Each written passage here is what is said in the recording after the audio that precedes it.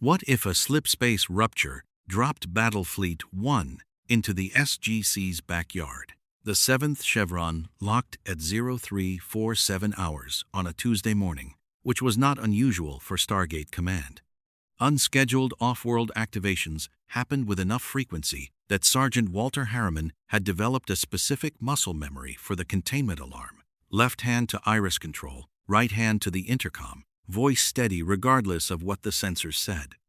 What the sensors said at 0347 hours on that particular Tuesday was something Walter had no muscle memory for. General Hammond. His voice came out steady, trained. 20 years of Air Force service carrying him through the moment. "Sir, we have an unscheduled activation, but it's not the gate." Hammond was in the control room in 4 minutes, still buttoning his jacket. By then, the gate room monitors had been supplemented by every deep space sensor array the SGC controlled. And the picture they painted was one that required Hammond to stand very still for approximately 3 seconds before his command instincts overrode the part of his brain that was simply trying to process scale. 31 ships. In Earth orbit. Not Goa'uld, not Asgard. The energy signatures matched nothing in the SGC database. Not Ancient, not Talon, not Replicator. The largest vessel registered at just over 5 kilometers in length, its hull geometry, angular and purposeful in the way of things built for war rather than ceremony. Smaller ships flanked it in formation, destroyers by profile, frigates by spacing. The whole arrangement carrying the unmistakable organizational logic of a military fleet that knew exactly what it was doing and had done it before.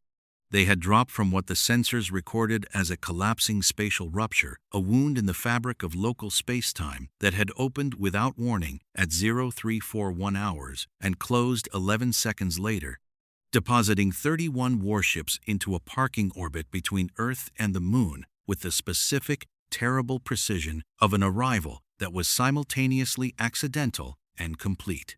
"Get me Thor," Hammond said. His first instinct called the one ally, with both the sensor technology and the standing relationship, to tell him whether this was a threat or a miracle. And wake up, SG-1. Aboard the UNSC Infinity, Captain Thomas Lasky stood on the bridge with the particular stillness of a commanding officer who had just received a damage report he needed 30 seconds to fully accept. "Confirmed," Esposito said from navigation. Her voice was doing the same thing Walter's had done, trained steadiness over genuine disorientation. "Slipspace Rupture closed behind us. Drive systems nominal. We are..." A pause. "We are in the Sol system, sir. Earth is at bearing 227, Mark 14. But the navigational profile, the planet's electromagnetic signature, the satellite constellation, the power grid distribution, doesn't match any Earth on record." "Cortana," Lasky said. The AI materialized at his shoulder with a specific quality she carried when she had already processed something significant and was organizing how to deliver it. "The rupture wasn't a malfunction," she said. "The dimensional boundary collapse during the emergency jump. We didn't arrive late or off course. We arrived somewhere else. The physics of this solar system are identical to ours. Earth is identical to ours. But the technological and electromagnetic profile suggests a civilization at approximately 2002 to 2004 by our calendar pre-Cole Protocol era infrastructure. We went sideways," Lasky said. "Dimensionally, yes," Cortana said. "Parallel universe, same planet, different history." She paused. "They know we're here. I'm reading active sensor sweeps from multiple ground installations, military grade." And another pause, this one carrying weight. "There's a facility under a mountain in Colorado that's generating energy readings I don't have a classification for. Not nuclear, not conventional, something else." "Chief," Lasky said. Master Chief was already in the doorway. He had been awake since the rupture. Spartans didn't sleep through catastrophic drive failures, and his Mjolnir armor carried the ready stillness of a soldier who had assessed the situation and was waiting for orders to mate it. Act on the assessment he'd already completed. I see it, the chief said. Recommendations? Contact, the chief said. They're already tracking us, waiting to see what we do. Military posture suggests restraint. They haven't fired. They want to talk. Lasky looked at the main display. Earth below. 31 ships in formation. A planet that was and wasn't home. Open all frequencies, Lasky said. Standard UNSC First Contact Protocol. And get me a Pelican ready. Jack O'Neill arrived in the briefing room at 0412 with coffee and the expression he wore when the universe had done something he couldn't file under any existing category. Carter was already at the display, pulling sensor data. Daniel had his notebook open. Teal'c stood at the window to the gate room with his arms crossed, studying the orbital imagery on the secondary screen with the focused attention of a former First Prime evaluating an unknown military force. Jonas Quinn had filled half a page of notes already. 31 ships, Carter said without preamble. The largest is approximately 5 kilometers in length. Energy signature consistent with fusion-based power systems, advanced, but not ancient, not Asgard, not anything in our database. The hull geometry suggests a purpose-built military. Weapons systems are active, but not targeted. They came out of what? Jack asked. A spatial rupture, Carter said. Self-contained. It opened and closed in 11 seconds. No gate address, no DHD signature. Whatever they used to travel, it isn't related to Stargate technology. Thor? Hammond said, entering with his own coffee. Thor confirms the ships are not Asgard-affiliated, not Goa'uld, not known to the Protected Planets Treaty signatories, Carter said. His exact words were, she checked her tablet. These vessels are unknown to the Asgard and appear to originate from outside our dimensional framework. Their technology is impressive, coming from Thor. That's high praise, Daniel said. They're talking. Walter's voice came through the intercom. Audio transmission on multiple frequencies. English, sir. Whoever they are, they speak English. Jack looked at Hammond. Hammond looked at the orbital imagery. Put it through, Hammond said. The voice that filled the briefing room was calm, measured, and carried the specific register of a military commander who had made first contact before and knew how to make it work.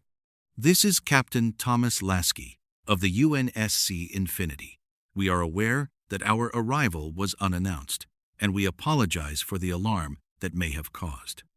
We have experienced a navigational emergency that has brought us to your solar system. We are not hostile. We are requesting communication and, if possible, a meeting. We want to understand where we are. We suspect you may want to understand the same about us. Jack set down his coffee. They speak English, Daniel said again, more thoughtfully, with an American accent. Teal'c turned from the window. They have maintained formation without targeting, military discipline. They are waiting. Hammond straightened his jacket. Get me an open channel. He looked at SG-1. At the orbital image. At 31 ships holding position between Earth and the Moon, with the patience of people who had arrived somewhere unexpected and were handling it professionally. Let's go say hello, Hammond said. If you want to see more characters step into different universes, hit that subscribe button and drop the name of a character and the universe you'd want to see them in down in the comments below. Indeed, the first face-to-face contact between Stargate Command and the UNSC happened in the Mountain's secondary conference room at 0600 hours, which gave Hammond exactly 2 hours and 8 minutes to brief the Joint Chiefs, receive authorization for limited contact, establish a containment perimeter around the Cheyenne Mountain complex, and drink enough coffee to approach the situation with the measured calm that 30 years of Air Force service had taught him was the only productive response to the genuinely unprecedented. The Pelican had landed at Peterson under F-16 Escort 6 fighters that the Infinity had politely ignored. maintaining formation lock without so much as rotating a weapons array in their direction. The restraint was noted. Hammond noted everything. Captain Lasky walked into the conference room with 2 officers and 1 figure who made the Marine security detail at the door reassess every assumption they had carried into the morning. Master Chief, in full Mjolnir armor, stood 2 meters of battle-scarred green ceramite that had clearly seen more operational use than most weapon systems in the SGC's inventory. The visor caught the fluorescent briefing room light and gave nothing back. Jack O'Neill looked at the chief for a long moment. "Nice armor," Jack said. "Thank you," the chief said. Jack looked at Carter. Carter looked at the chief's armor with the expression she wore when she had identified 17 things she wanted to measure simultaneously and was exercising significant restraint. Daniel had his notebook open before he sat down. Teal'c studied the chief with the evaluative stillness of a warrior taking a professional inventory. "Please," Hammond said, gesturing to the chairs. "Sit." Lasky sat. His officers sat. The chief remained standing, not hostile, not aggressive, simply standing, the way Mjolnir armor was designed to stand. Present. Ready. Hammond accepted this without comment. He had worked with enough Special Forces operators to recognize the difference between a threat posture and a default operational state. "Captain Lasky," Hammond began. "I'm General George Hammond. This is Stargate Command. Before we discuss how you arrived here and what happens next, I want to be clear about our position. We are a military installation operating under United States Air Force authority with international oversight. Your arrival in Earth orbit has been noted by multiple agencies. Our priority is understanding your intentions." "Understood," Lasky said. "Our priority is the same, understanding where we are and how to return to where we came from. We have no hostile intentions toward Earth or any of its institutions." He paused. "I'll be honest with you, General. We believe we've crossed a dimensional boundary. Our Earth and your Earth appear to be parallel versions of the same planet. Same geography, same primary language, same general human civilization, different technological and political history." End quote. End quote. The room absorbed that. "Parallel universe," Daniel said. He was already writing. "That's our working theory," Lasky said. "It's not the first time we've encountered that concept," Carter said carefully, with the tone of someone choosing how much to reveal to people she'd known for 47 minutes. "The rupture," Lasky continued. "It was an accident. We were executing an emergency slipspace jump, our version of faster-than-light travel, when a dimensional boundary collapsed around us. The entire fleet was pulled through. We are not here by design." 31 ships, Hammond said. 27,000 personnel. "Yes, sir," Lasky said. "All accounted for, all under my command." He met Hammond's eyes directly. "I understand the security implications of that. I'm not asking you to trust us unconditionally. I'm asking for the opportunity to demonstrate that we're not a threat." Hammond looked at the chief. "And you are?" "Master Chief Petty Officer John, 117, the chief said. "Spartan." "Spartan," Jack said. "Like the ancient Greeks. Like the UNSC Special Forces program," the chief said. "Right," Jack said. "Different Spartans." The technical briefing ran 3 hours. Carter and Cortana, the AI materializing from a chip in the chief's armor in a way that made every person in the room recalibrate their assumptions about what artificial intelligence could look like, conducted most of it. By the end, 2 things were clear. First, the UNSC was exactly what it claimed to be: human military organization, parallel Earth of origin, dimensional displacement accidental, no connection to Goa'uld, Asgard, Ancient, or any known Stargate universe faction. Second, Cortana's processing capacity was extraordinary. She had been analyzing SGC sensor data since the Pelican landed, cross-referencing energy signatures, satellite positions, and electromagnetic profiles with the attention of an intelligence that didn't require sleep or coffee and had used the 2-hour flight to Peterson to complete analysis that would have taken Carter's team 3 days. The energy readings from this facility, Cortana said, at hour 2, her holographic form turned toward Carter. The gate room, the device on the ramp.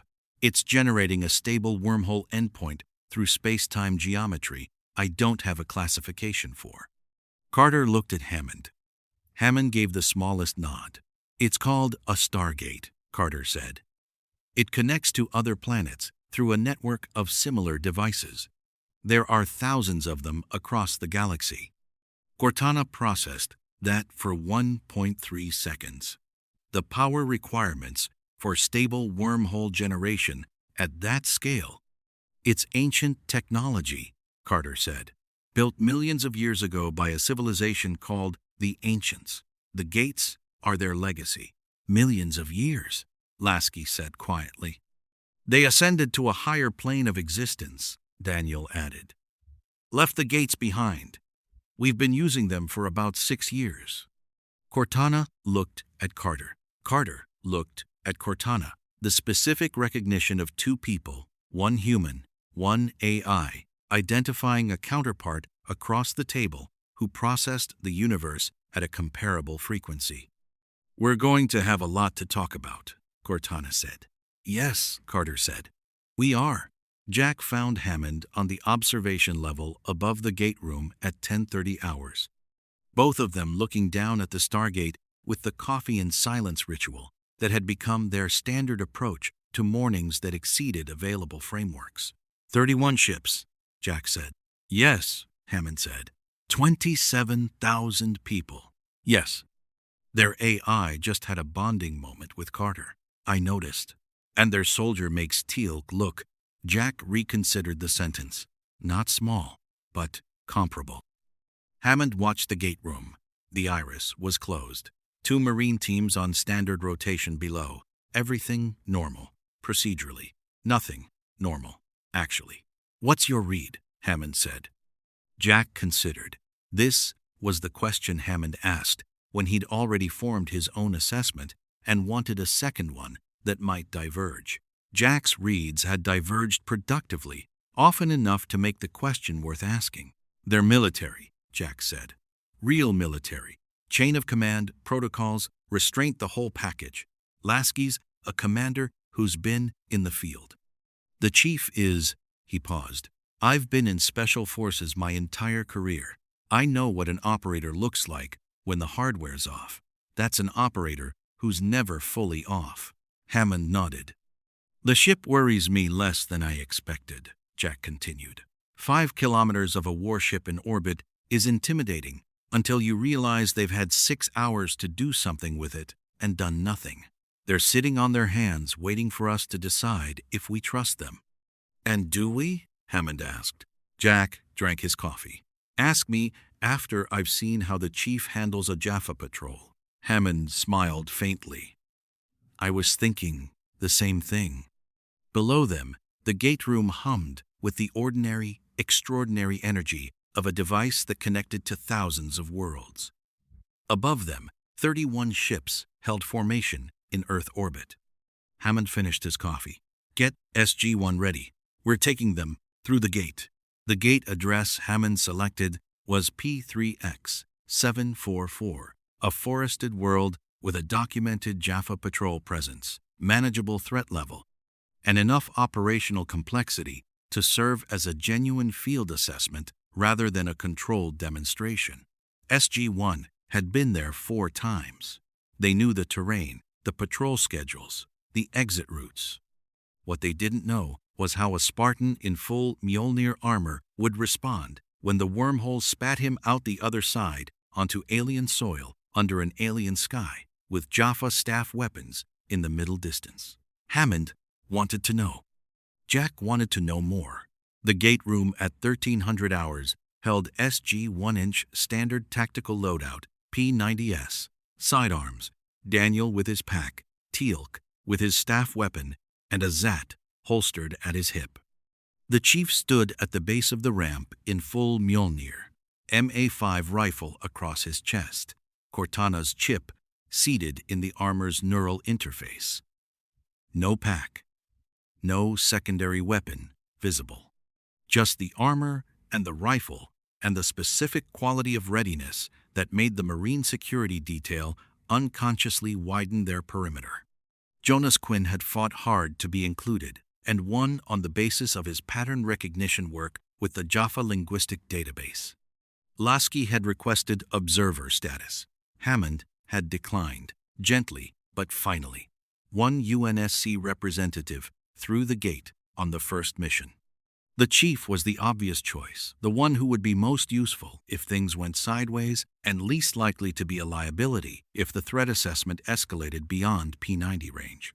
Chevron 1, encoded, Walter announced. Carter watched the chief's posture as the chevrons locked. No visible tension, no adjustment of grip. He was watching the gate with the focused attention of someone cataloging a new weapon system, respectful of its capability, not intimidated by its operation. Chevron 4, encoded. First time through a wormhole, Jack said conversationally, to the chief's left shoulder. Yes, the chief said. Any questions? No, the chief said. Most people ask about the rematerialization process, Jack said. Whether it feels like anything.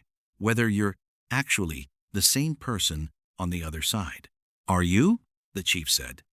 Current theory says yes, Jack said. Carter's better on the specifics.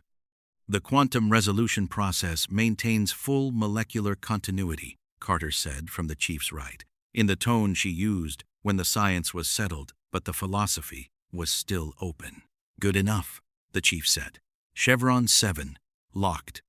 The Kawush erupted an unstable vortex blasting outward in the specific violent bloom that never became entirely routine regardless of how many times you'd seen it, the event horizon settling into its shimmering blue surface with the particular beauty of applied physics operating at the edge of comprehension. The chief looked at it for 1.4 seconds, processing, evaluating, filing. After you, Jack said. The chief stepped through. P3X 744 came out the other side as a wall of sensory information that Mjolnir's suite processed before the chief's boots fully cleared the event horizon atmospheric composition, breathable, temperature 14 degrees Celsius, ambient light from a yellow sun at approximately 40 degrees elevation, dense, deciduous forest canopy beginning 30 meters from the gate clearing. Wind from the northwest at 11 kilometers per hour, carrying wood smoke and the specific metallic undertone of staff weapon discharge residue that had been laid down within the last 2 hours. The chief moved left immediately, clearing the gate's line of fire, MA5 up, scanning the tree line in the time it took Carter to step through behind him. Contact residue, the chief said quietly. Staff weapons, 2 hours old, northwest. Note.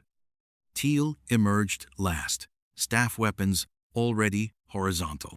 He looked at the chief's position, at the direction of his rifle, and inclined his head by approximately 3 degrees, the Jaffa warrior's minimum acknowledgement of a competent assessment. Indeed, Teal'c said. The Northern Patrol typically routes through the lower ridge at midday. They are ahead of schedule. Teal'c. Change in pattern? The chief asked. Possibly, Teal'c said. Or reinforcement. Jack looked at Carter. Either way we move.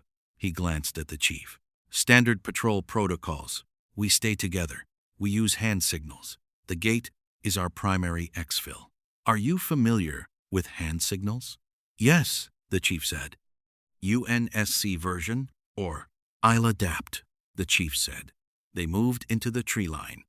The forest on P3X 744 had the specific quality of alien wilderness that never fully resolved into anything familiar. The trees, too tall, the bark, the wrong texture, the birdsong and frequencies that sat slightly outside the range Earth evolution had spent millennia calibrating for.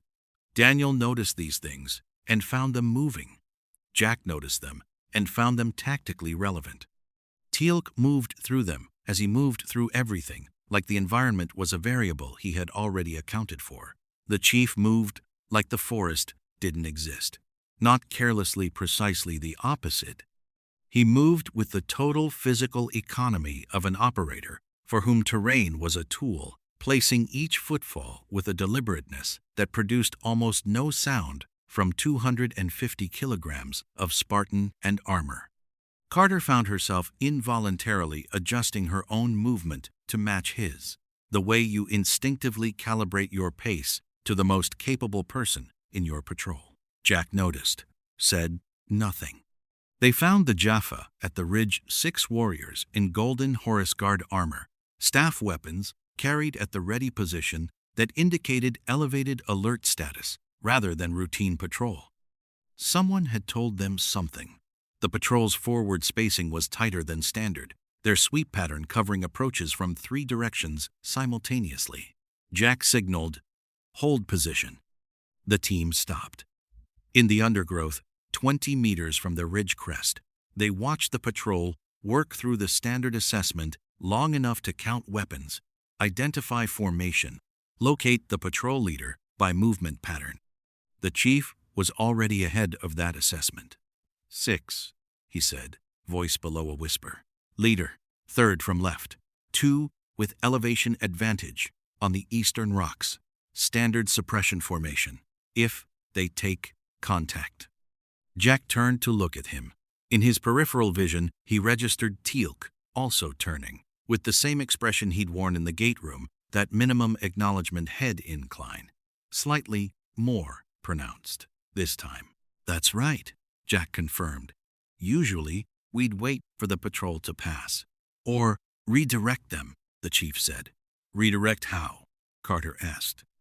The chief looked at the patrol's western flank, at the tree line, at the specific gap in the Jaffa's coverage pattern that their elevation focus had created on the low ground. Draw the 2 high ground positions down with movement noise west. The remaining 4 redirect east toward the noise. Patrol clears the ridge in 6 minutes. No contact. Unquote. Jack processed that. I looked at Teal'c. The spacing on the western approach would require precision, Teal'c said. The sound must be sufficient to draw attention without suggesting ambush. I can place it, the chief said. Jack looked at the chief for a moment, at the armor, at the MA-5 that hadn't moved from ready position in 40 minutes of forest movement, at the specific stillness of an operator who had been in enough hostile territory to have internalized the math of every tactical situation as it developed. Go, Jack said. The chief moved, not fast, deliberate, arcing wide through the undergrowth in a route that used the terrain the way water uses gradient, finding the path of least resistance between cover points, maintaining silence that Carter wouldn't have thought possible from a man in powered armor. He reached the western approach position in 4 minutes, placed 2 controlled sound cues branches, sequenced to suggest movement, and was back in original position in under 6. The Jaffa patrol redirected exactly as projected. High ground positions came down. The 4-man element swept east. The ridge cleared in 5 minutes, 40 seconds. Jack watched the last Jaffa disappear into the eastern tree line, turned to the chief. Standard patrol protocols, Jack said. You adapt fast. Yes, the chief said. Daniel had been writing during the entire sequence and looked up now with the expression of someone who had observed something that exceeded its immediate tactical significance. The Jaffa are slaves, Daniel said to the chief. They serve the Goa'uld, a parasitic species that takes human hosts and poses as gods. The people in that armor believe they're serving divine beings. They were born into it. The chief looked at Daniel, then at the empty ridge. Indoctrinated soldiers, the chief said. Yes, Daniel said. I know what that looks like, the chief said. His voice carried no particular weight on it, just acknowledgement. The specific tone of someone who had processed an uncomfortable parallel and filed it accurately. Daniel closed his notebook slowly. I opened it again, wrote one more line. Teal'c spoke. I was one of them for many years. The chief looked at Teal'c. What changed? What? I met people worth fighting for, Teal'c said, rather than fighting on behalf of. The chief nodded once. Single, complete, unhurried. The specific nod of a soldier who understood exactly what that sentence meant from the inside. Jack O'Neill watched the exchange with the expression he wore when something happened in the field that recalibrated his assessment of a situation. Not surprise, Jack didn't do surprise anymore. Recalibration. He keyed his radio. Carter, let's move to the secondary objective. I want eyes on the Jaffa encampment before we gate back. Note. Copy, Carter said. She fell in beside the chief as they moved deeper into the tree line, already asking him quietly about Mjolnir's sensor suite, about slipspace navigation, about the dimensional rupture mechanics, the scientist in her incapable of walking next to this much information without beginning to gather it. The chief answered in the precise, economical way of someone who had been debriefed enough times to know how to transfer tactical and technical information efficiently. Behind them both, Jack watched and thought about what Hammond had said in the observation room. Ask me after I've seen how the chief handles a Jaffa patrol. He had his answer. He keyed his radio again. Hammond, this is O'Neill. Go ahead, Colonel. Tell Lasky his man passes, Jack said. We'll debrief at 1800. A pause on Hammond's end, the pause of a commanding officer receiving confirmation of an assessment he'd been leaning toward since 0600. Understood, Hammond said. Come home safe. Who? The forest closed around SG-1 and their Spartan, and somewhere above them in Earth orbit, 31 UNSC warships held formation, patient and ready, while the galaxy they had stumbled into continued its ancient, dangerous business, entirely unaware that something new had just stepped through a ring of alien stone and found its footing. The debrief ran until 2100 hours, which meant Hammond had been awake for 17 hours by the time it concluded and showed no particular intention of stopping. The SGC ran on the specific metabolic logic of a facility that operated through every time zone simultaneously and had long since decoupled human endurance from conventional circadian expectations. SG-1 filed their individual assessments in the standard post-mission format. Jack's was 3 paragraphs unusually long for him, which meant he'd seen enough to consider documentation worthwhile.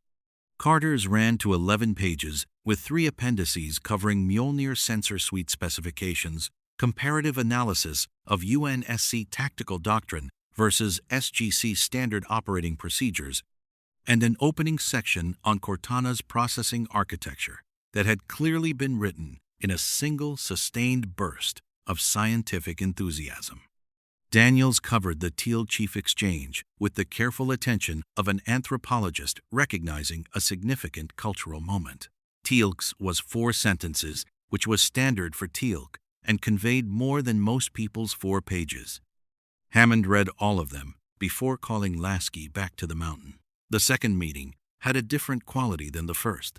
Less containment, more collaboration. The Marines at the door were still there, but their posture had shifted the specific recalibration of soldiers who had received updated threat assessments and filed the visitors under a different category. Small things. Observable if you knew what to look for. Lasky arrived with the chief and Cortana. Hammond had SG-1 and General Vidrine on secure link from the Pentagon. The oversight presence that Hammond had learned to manage carefully, giving Washington enough visibility to feel informed without enough operational detail to generate interference. The mission assessment is positive, Hammond said, opening the meeting without ceremony. SG-1 reports full tactical compatibility and appropriate operational restraint. We'd like to discuss a more formal working arrangement. We'd welcome that, Lasky said. Before we get to the structure, Jack said, I want to put something on the table, not to be alarmist, but 31 ships in Earth orbit, 5-kilometer flagship. Fusion drives generating a signature our sensors have been recording for 14 hours. He looked at Hammond, then at Lasky. Goa'uld, have long-range sensor technology. Anubis, specifically, runs surveillance on this solar system on a rotating basis. We clock his probes every few weeks. Our next probe window opens in approximately 41 hours, Carter said. 41 hours, Jack continued. At which point, if his probe passes through our system, he's going to detect an energy signature that dwarfs anything Earth has ever generated. And Anubis tends to investigate things that interest him. Lasky absorbed that. Anubis, system lord, Daniel said. Goa'uld, a parasitic species that takes human hosts and has been posing as gods across this galaxy for roughly 10,000 years. Anubis is the most dangerous currently active. He's partially ascended, which means he has access to knowledge and abilities that exceed standard Goa'uld capabilities. He's been rebuilding his fleet after a significant setback, and he is, Daniel paused, choosing the calibration. He is specifically the kind of entity who would view a fleet of unknown warships in Earth orbit as either a threat to be eliminated or a resource to be acquired. Which would he choose? The chief asked. Depends on whether he thinks he can take us, Jack said. Can he? The chief asked. The room looked at Lasky. Lasky looked at Cortana. Based on the Goa'uld Hatak specifications in the SGC database, Cortana said, which I accessed with General Hammond's permission during the morning session, standard Hatak versus Infinity is not a competitive engagement. A fleet engagement with multiple Hataks gets more complex depending on numbers and coordination. Anubis's drone technology is a variable I'd want more data on before projecting outcomes. His drones are different, Carter said. He reverse-engineered ancient weapons technology. They're faster and more maneuverable than standard Goa'uld weapons, and they don't require a biological operator. How many does he have? The chief asked. Unknown, Carter said. Last engagement at the Alpha site. 8 months ago, he deployed a significant number. Our best estimate puts his current production capacity at several hundred per week. He's been rebuilding since Abydos. The chief processed that. We'd want Infinity's point defense calibrated to the drone's flight profile before engagement. We're not planning engagement, Hammond said, with the mild firmness of a commanding general establishing a parameter. No, sir, the chief said. Planning for the contingency. Hammond looked at the chief with the expression he wore when someone had said exactly the right thing in exactly the right way. Noted. Captain Lasky, what's your current readiness posture?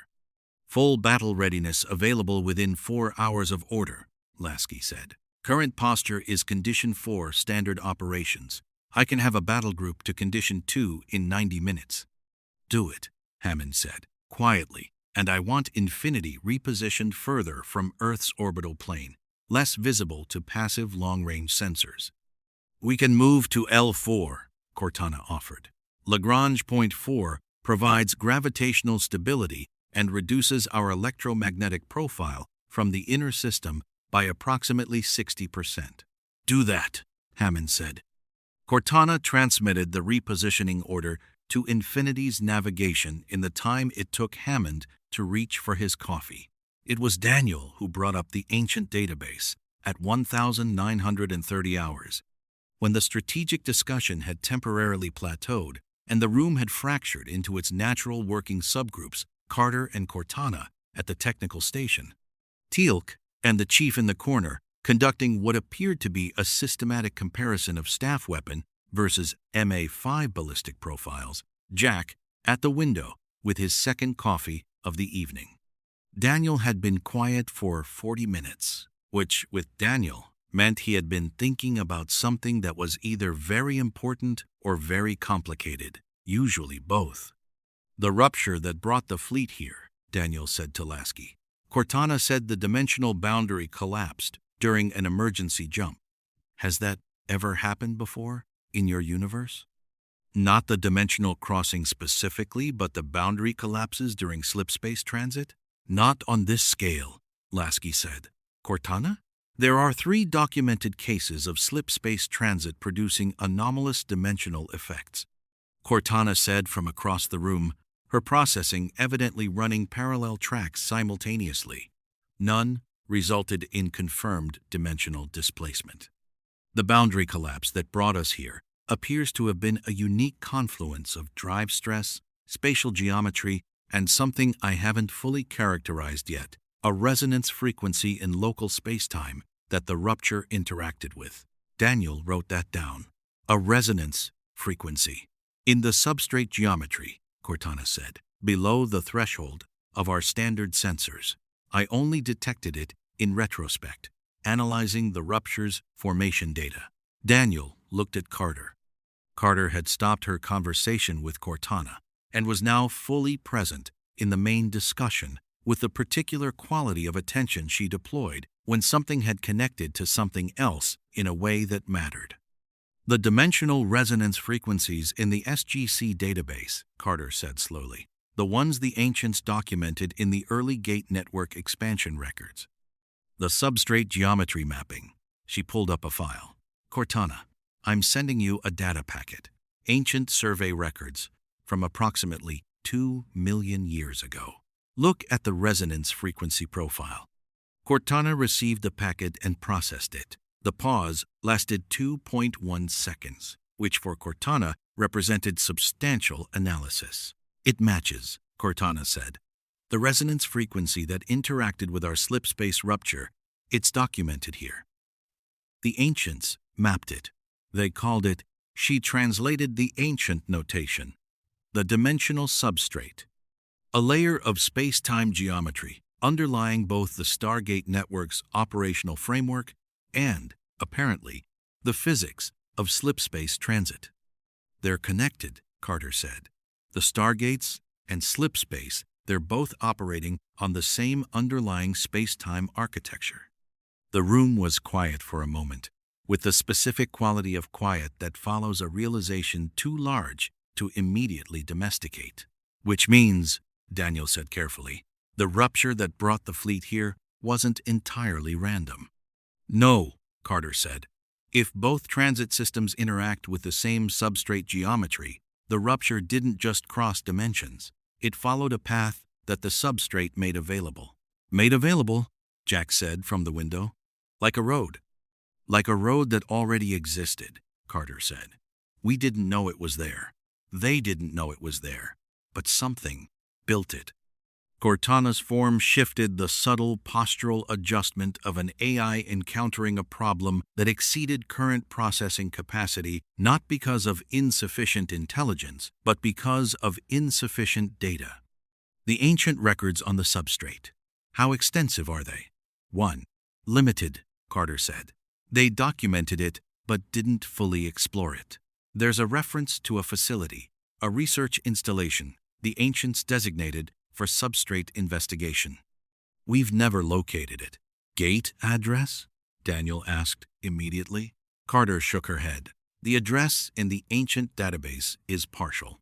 3 symbols are degraded. We've never been able to reconstruct the full sequence.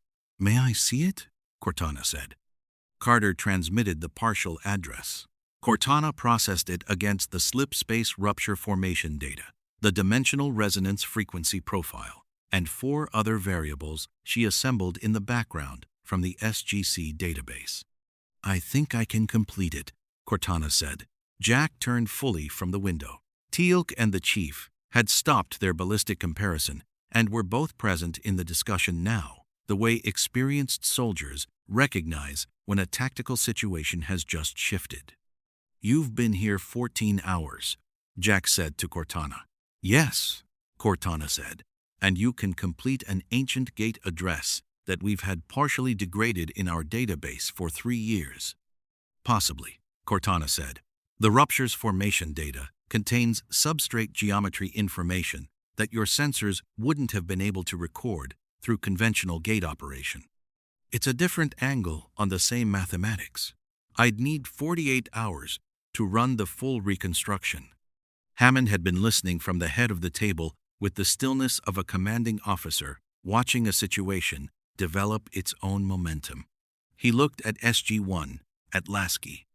Cortana's holographic form, floating in the SGC briefing room, with the easy confidence of an intelligence that had arrived in an unknown universe and was already solving its oldest problems. 48 hours, Hammond said. Yes, sir, Cortana said. Hammond nodded once. Then, we have work to do. Above the mountain, the repositioned fleet settled into L4 with the patient discipline of 31 ships waiting for their next orders. While 41 hours away, an Anubis probe continued its approach toward a solar system that had become considerably more complicated since the last time anyone had checked. The Tok'ra came through the gate at 0312 hours the following morning, which was their preferred operating window, the specific hour when most human facilities ran skeleton crews, and the people still awake were either the most dedicated or the most paranoid, both of which the Tok'ra found professionally useful. Jacob Carter materialized on the ramp with the particular energy he carried after extended operations in Goa'uld territory, tired around the edges, sharp at the center. The combination of a man who hadn't slept enough and a symbiote who didn't need to. He took 3 steps down the ramp, registered the UNSC uniforms on 2 of the personnel in the gate room, registered the energy readings on his Tok'ra subcutaneous sensor implant that were coming from Earth orbit and didn't match anything in his biological memory or Selmac's 4th century archive, and stopped. "Sam," Jacob said, when Carter arrived at a run from the control room. "Dad," she hugged him briefly, the way she always did, affectionate and slightly awkward in the military context, both of them having long since accepted the awkwardness as the price of the relationship. "We have a situation." "I can see that," Jacob said, looking at the orbital readings on his implant display.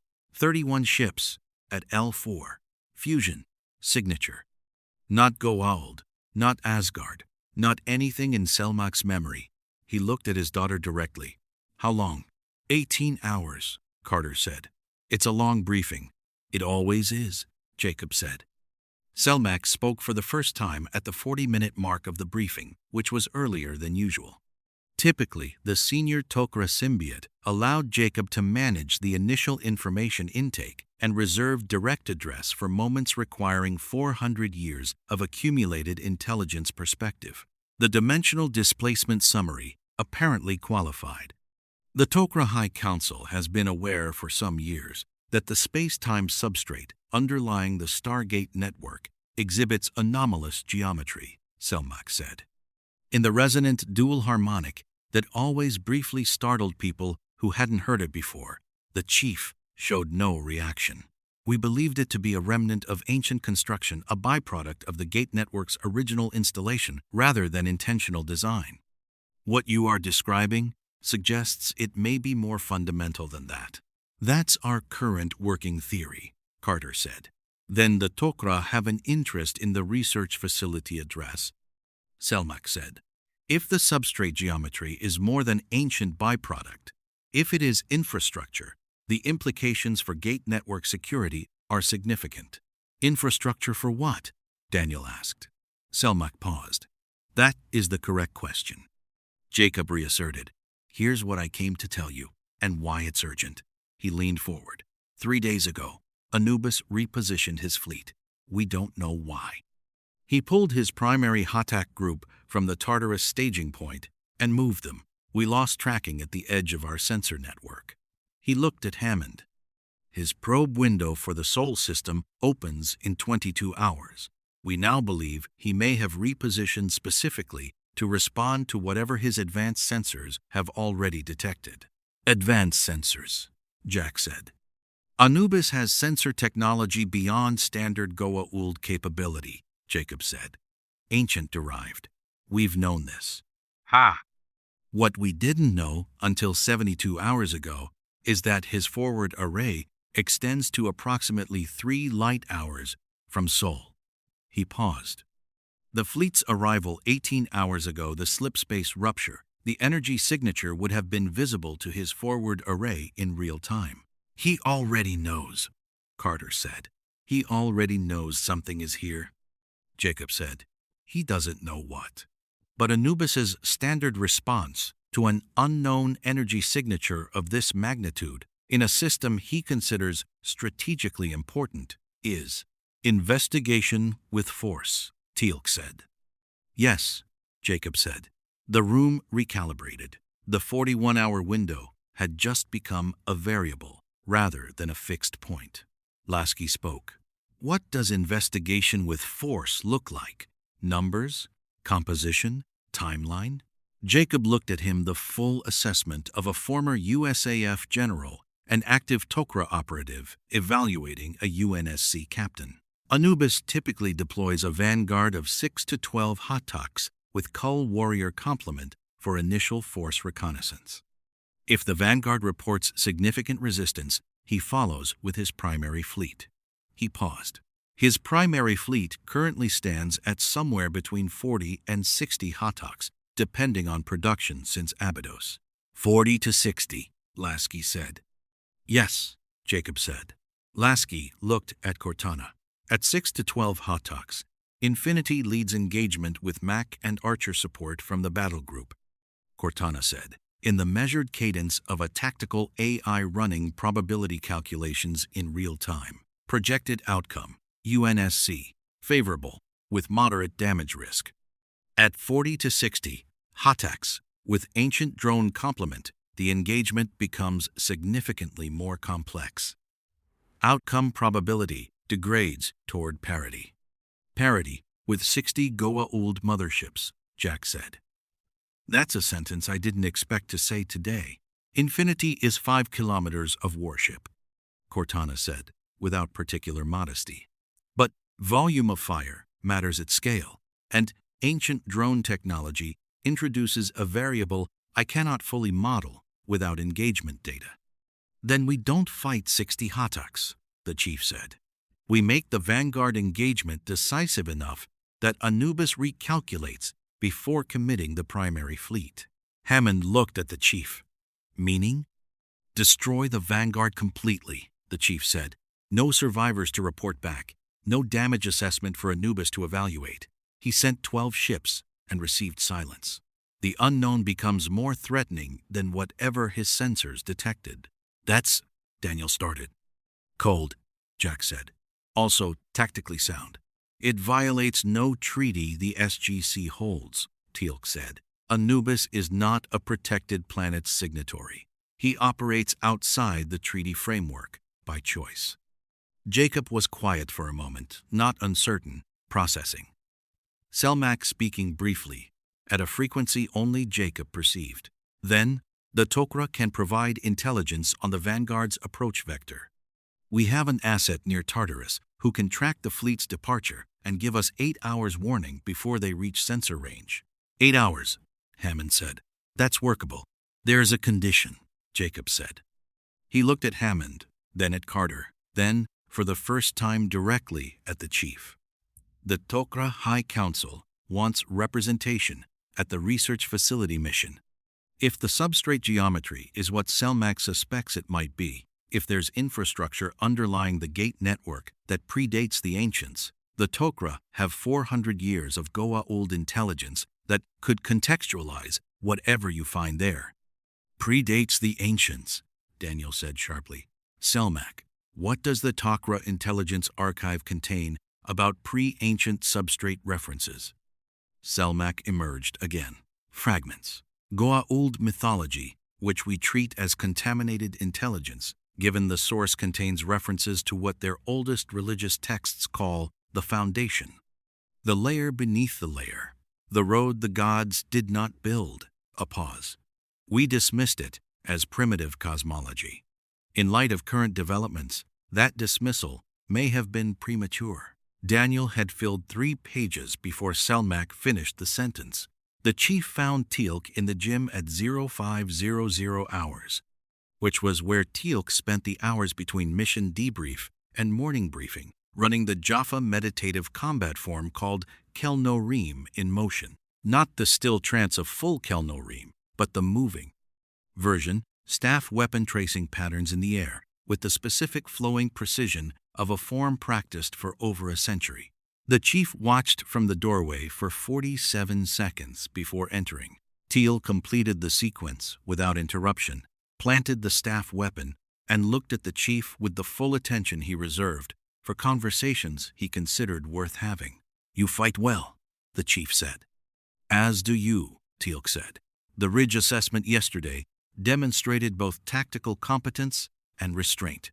The restraint was the more significant demonstration." 6 Jaffa weren't worth the contact," the chief said. "No," Teal'c said. "But many soldiers with your capability would not have made that calculation. They would have engaged because engagement was possible." He paused. "The Jaffa serve false gods because they were born into service and have known nothing else. I served Apophis for 101 years before I understood what I was serving." "What changed your assessment?" the chief asked. "Daniel Jackson," Teal'c said. "He asked me a question no one had ever asked, whether I believed the Goa'uld were gods." A pause. "I did not.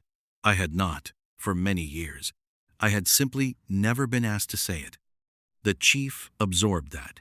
The question mattered more than the answer. "Yes," Teal'c said. "Someone bearing witness to the truth you already carried." He looked at the chief steadily. "You were created to fight, altered, trained, deployed. You carry that without complaint." "The mission required it," the chief said. "The mission always requires it," Teal'c said. "The question is whether the mission is worthy of what it requires from you." The chief looked at Teal'c for a moment. Not at the staff weapon, not at the Jaffa tattoo, not at the century of service visible in his bearing. At the man who had asked himself the hardest question and answered it honestly when it cost him everything. "This mission," the chief said, "Hammond's people, the gate network, 22 hours until Anubis moves." "Yes," Teal'c said. "Worth it," the chief said. Teal'c inclined his head, not the minimum 3-degree acknowledgement from the ridge, the full warrior's bow. Indeed, above the mountain, the fleet held at L4. Below it, in a gym that smelled of iron and effort, a Spartan and a Jaffa stood in the specific silence of 2 soldiers who had found, across the full impossible distance of their separate histories, that they were speaking the same language. 22 hours. The work was beginning. Cortana completed the gate address reconstruction at 1,847 hours, 3 hours ahead of her 48-hour estimate, which Carter noted in her mission log with the specific professional appreciation of one scientist acknowledging another's efficiency across the boundary of biological and artificial cognition. The address had 9 symbols. Not 7, not 8, 9. The designation reserved in the ancient gate network taxonomy for locations of singular significance, destinations that existed outside the standard coordinate geometry of the galactic gate network, and required a point of origin calculation so precise that only 3 other 9-symbol addresses existed in the entire SGC database. Walter ran the verification sequence twice. Same result both times. 9 chevrons, he said, through the intercom to the briefing room, with the measured tone of a man delivering information he understood was significant without fully understanding why. Carter understood why. She was at the briefing room table when the confirmation came through, and she sat with it for 11 seconds before looking at Hammond with the expression she wore when the mathematics had produced something that exceeded available frameworks. "The only 9-symbol addresses we know," she said carefully, "are Destiny, the ancient ship launched millions of years ago, and 2 installations the ancient database designates as substrate research nodes. We've never been able to access either because the power requirement for a 9-chevron dial exceeds what the SGC gate can generate with standard Naquadah reactor support." "ZPM," Daniel said. "Yes," Carter said. "We'd need a 0-point module at minimum." "We don't have one," Jack said. "No," Carter said. "Infinity's reactor output," Cortana said, from the display terminal where she had been running parallel calculations. "If we route Infinity's primary fusion plants through a direct power coupling to the SGC gate system I've been modeling the interface, it's not straightforward. The power transfer would require a conversion architecture we'd need to build from components, but the output capacity is sufficient." The room looked at her. "You can power the gate with a starship," Jack said. "With engineering support and approximately 16 hours of construction time," Cortana said. "Yes." Hammond looked at the address, at the 9-symbol sequence that Cortana had reconstructed from dimensional rupture formation data, and 3-year-old degraded ancient notation. At the specific weight of a destination that the ancients had considered important enough to require a power source that hadn't existed in this galaxy for 10,000 years. 16 hours, Hammond said. "We have 22 hours before the Tok'ra asset reports Anubis's fleet departure. We'd be cutting it close," Carter said. "We'd be doing 2 things at once," Jack said. He looked at Hammond. "Standard operating procedure." The engineering teams established themselves in the gate room at 2,000 hours. UNSC engineers from Infinity's technical division, working alongside SGC's best. The collaboration finding its rhythm in the specific way of professionals who share a common language of applied physics, even when the vocabulary differs. Cortana coordinated both groups simultaneously, her holographic form moving between the power coupling construction and the gate interface calibration, with the fluid attention of an intelligence running parallel executive functions. Carter worked the ancient gate interface specifications. Chief Engineer Hana Okafor from Infinity handled the UNSC power conversion architecture. Between them, in the specific productive friction of 2 technical traditions meeting at an unprecedented problem, the coupling took shape faster than either had projected individually. Jacob Carter observed from the control room, Selmac occasionally surfacing to ask precise questions about the substrate frequency data that Cortana had extracted from the rupture formation. The Tok'ra symbiotes' 4 centuries of accumulated intelligence were processing something building toward a conclusion it hadn't yet shared with the room. Daniel worked the 9-symbol address against the ancient database, pulling every reference to substrate research nodes he could find.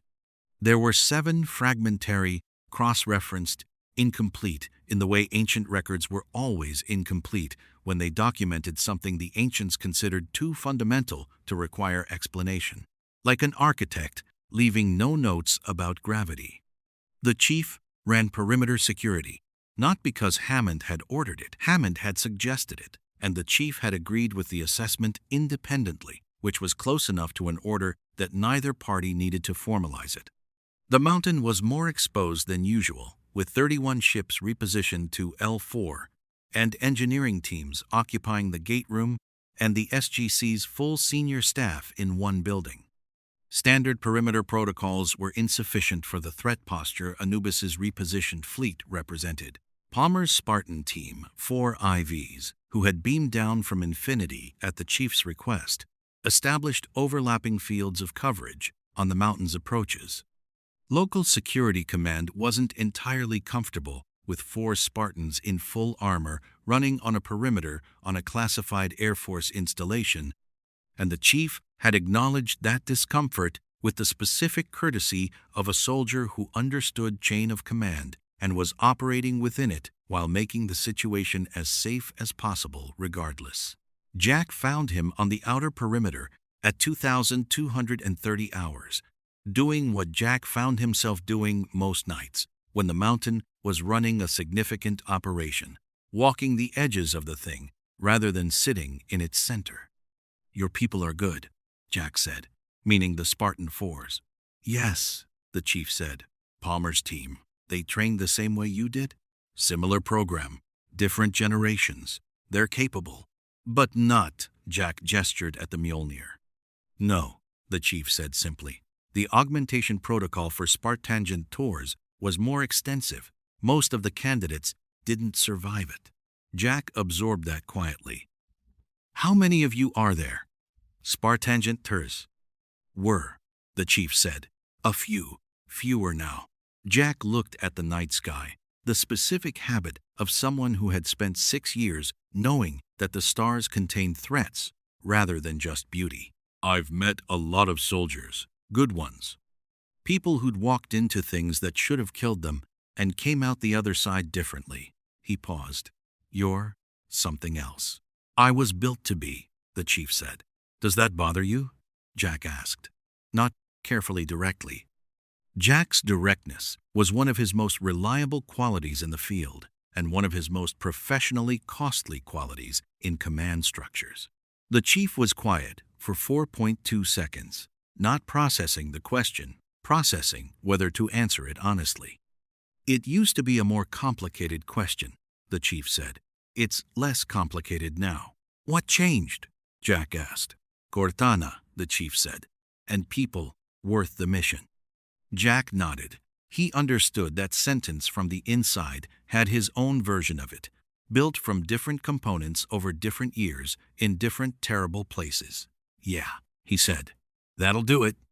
They stood together on the mountain perimeter, under a sky that contained, somewhere beyond visual range, an approaching Goa'uld fleet and 31 ships holding station at L4, and the specific mathematical certainty of a confrontation that was building whether anyone wanted it or not. Selmak spoke at 0100 hours, pulling Jacob to the corridor outside the briefing room with the internal urgency that meant the symbiote had reached a conclusion it could no longer defer.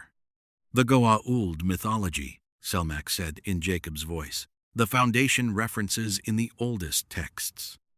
I have been cross-referencing them against Cortana's substrate frequency data. A pause. The Goa'uld did not originate this mythology. They inherited it.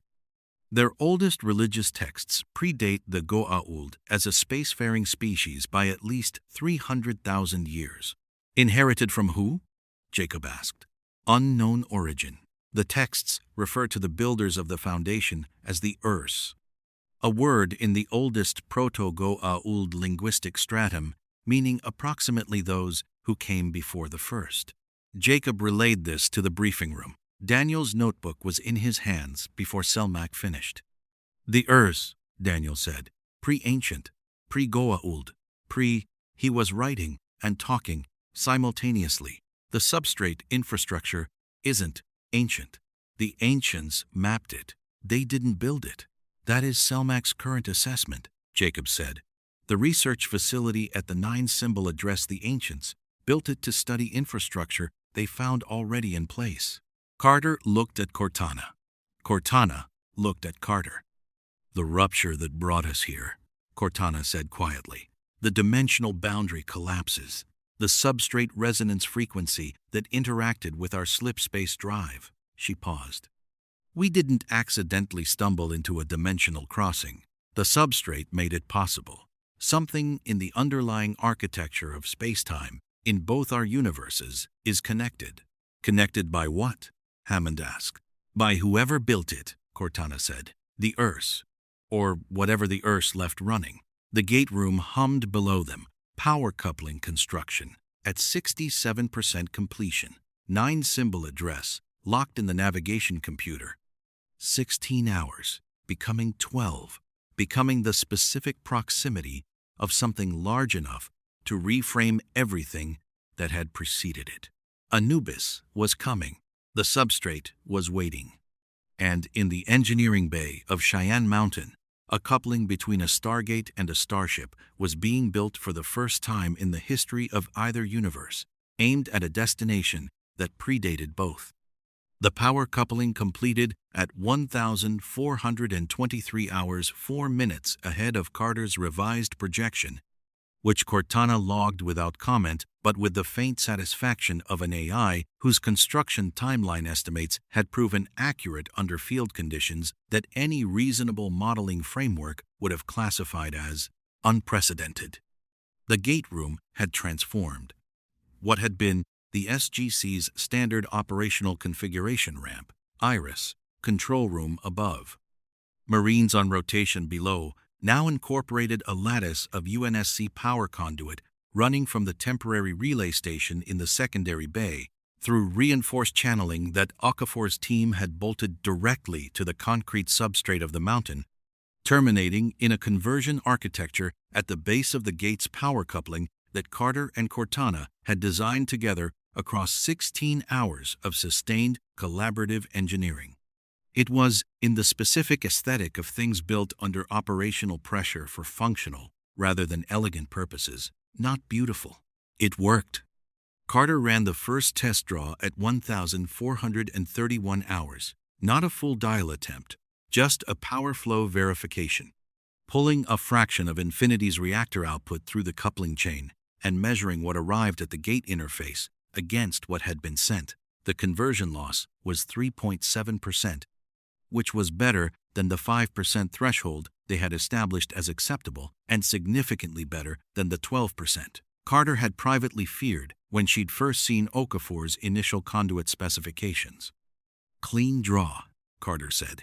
Conversion, architecture holding.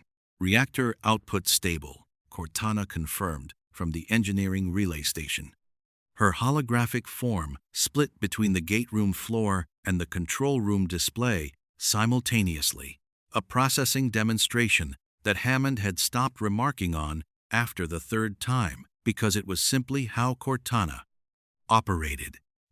We're ready for a full power sequence on your authorization. Hammond looked at the 9-symbol address on the navigation display, at the power coupling that connected his Stargate to a starship in orbit, at the clock that read 14 hours and 37 minutes before the Tok'ra asset's estimated fleet departure window. Not yet, Hammond said. We go together, full team, after the Anubis situation is resolved or contained. He paused. If it can be. It can be, the chief said. From the base of the ramp, the Tok'ra asset's signal arrived at 1,619 hours. Jacob took it in the communications room with Carter and Hammond. Selmak's expression reading the compressed intelligence burst with the practiced speed of 4 centuries of code-breaking across 17 Goa'uld dialects. They've moved, Jacob said. 14 Hataks departed Tartarus 6 hours ago. Faster than projected, he's using the enhanced hyperdrive on his command vessel to pull the formation. He looked at Hammond. 11 hours. Not 22. The recalculation was immediate and visible on every face in the room. 11 hours, Hammond said. Approximately. The asset's tracking becomes less reliable at this range. Jacob paused. There's more. The formation composition is unusual. 14 Hataks is heavier than standard Vanguard, and the Tok'ra asset reports Kull Warrior complement on all 14 vessels. Anubis isn't sending reconnaissance. He's sending an acquisition force, Carter said. That's Selmak's read, Jacob said. He detected something significant enough to want to own it rather than merely investigate. The fleet's energy signature, the Slipspace Rupture data his forward sensors recorded. He's come to acquire whatever produced it. The Infinity, the chief said. Or its technology, Carter said. A slipspace drive would represent a significant tactical advancement for any Goa'uld fleet. And Anubis, specifically with his ancient knowledge base, would understand what dimensional boundary collapse implies about the underlying space-time architecture. He'd want the substrate data, Cortana said. If his ancient derived knowledge base includes even fragmentary references to the Earth's substrate infrastructure, he would understand the strategic value of whatever the rupture accessed. So we have 11 hours, Jack said. 14 Hataks incoming, a half-ascended system lord who wants our ship and our data, and a 9-symbol gate address we haven't dialed yet because we were saving it for after the crisis. He looked at Hammond. Can we do both? Hammond looked at his people, at the clock, at the power coupling that connected everything. We have to, Hammond said.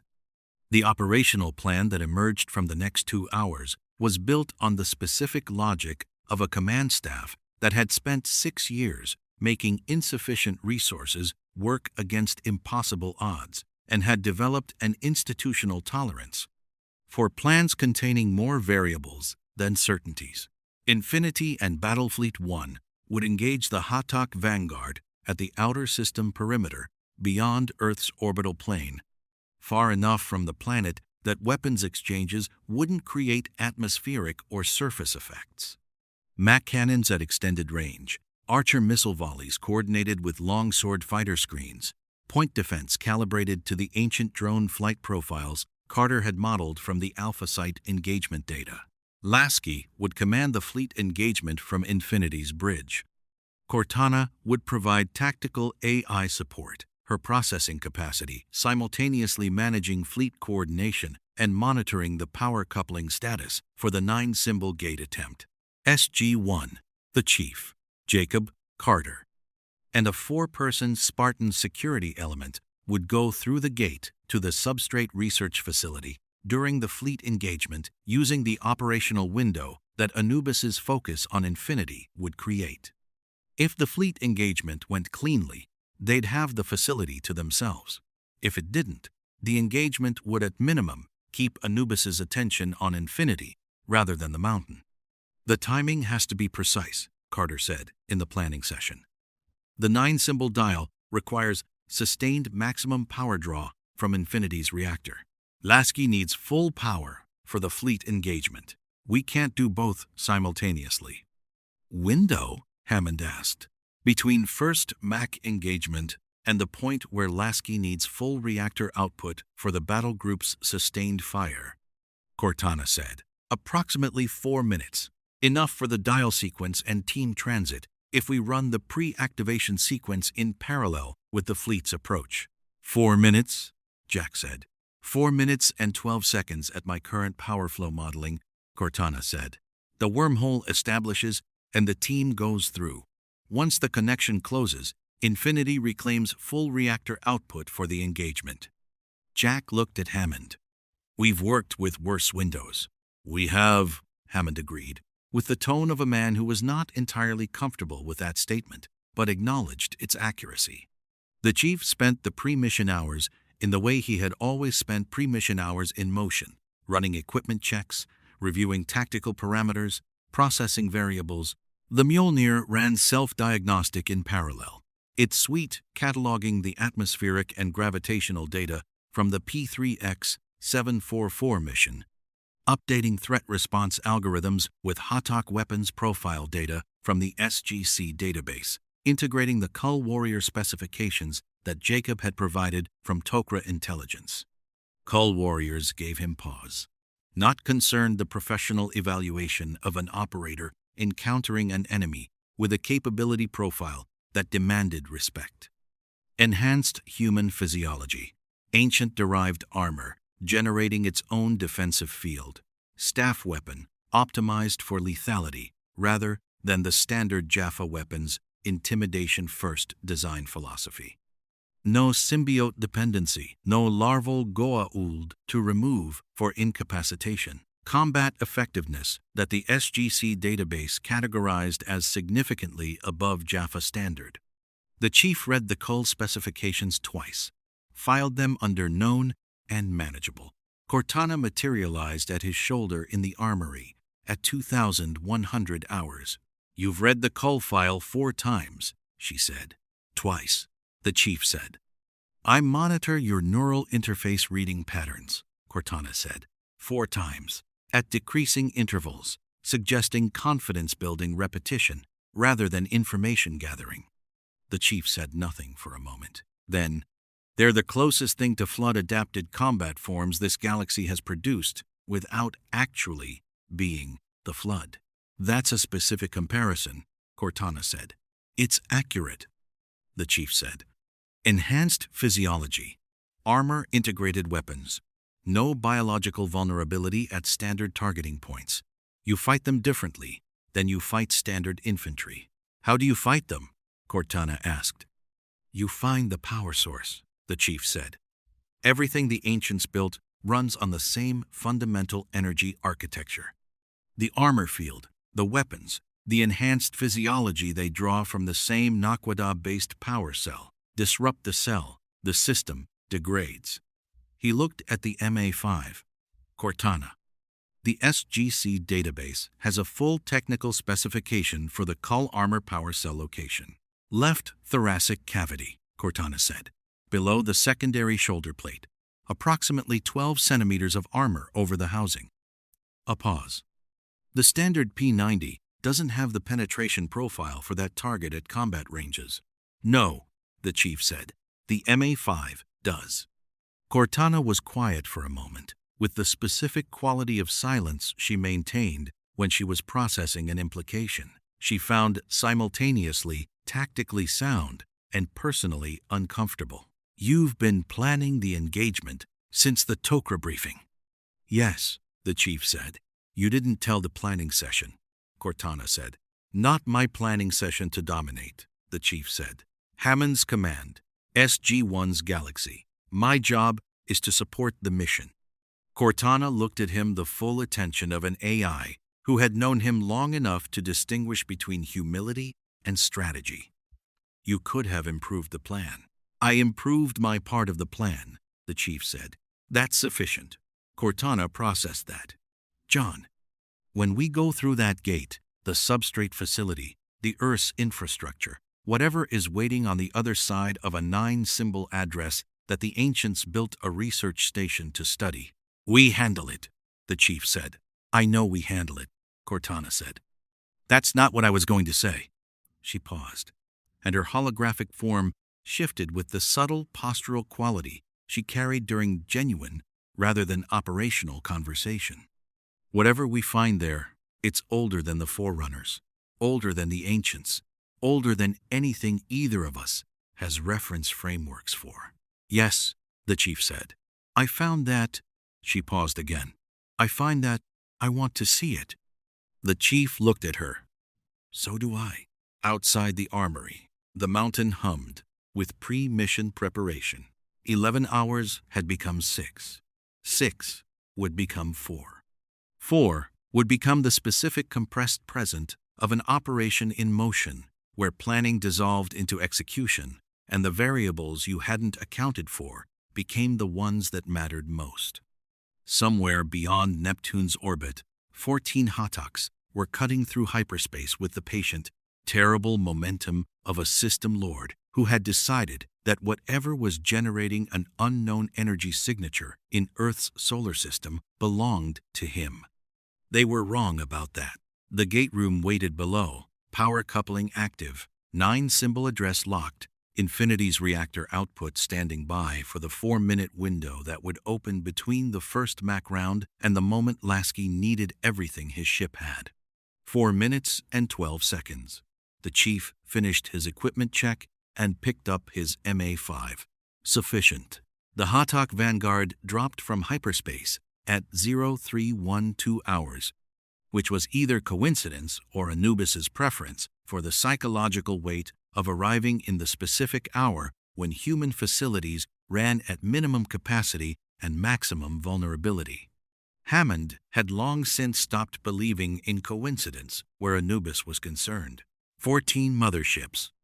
The sensor display in the SGC control room rendered them as geometric abstractions, angular golden pyramids, bracketed by flanking wings, each vessel approximately 700 meters at its longest dimension.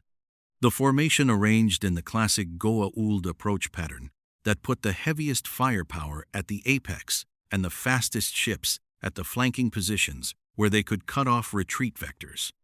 They had dropped at 0.4 AU from Earth, far enough to suggest caution, close enough to demonstrate that caution was not the same as hesitation.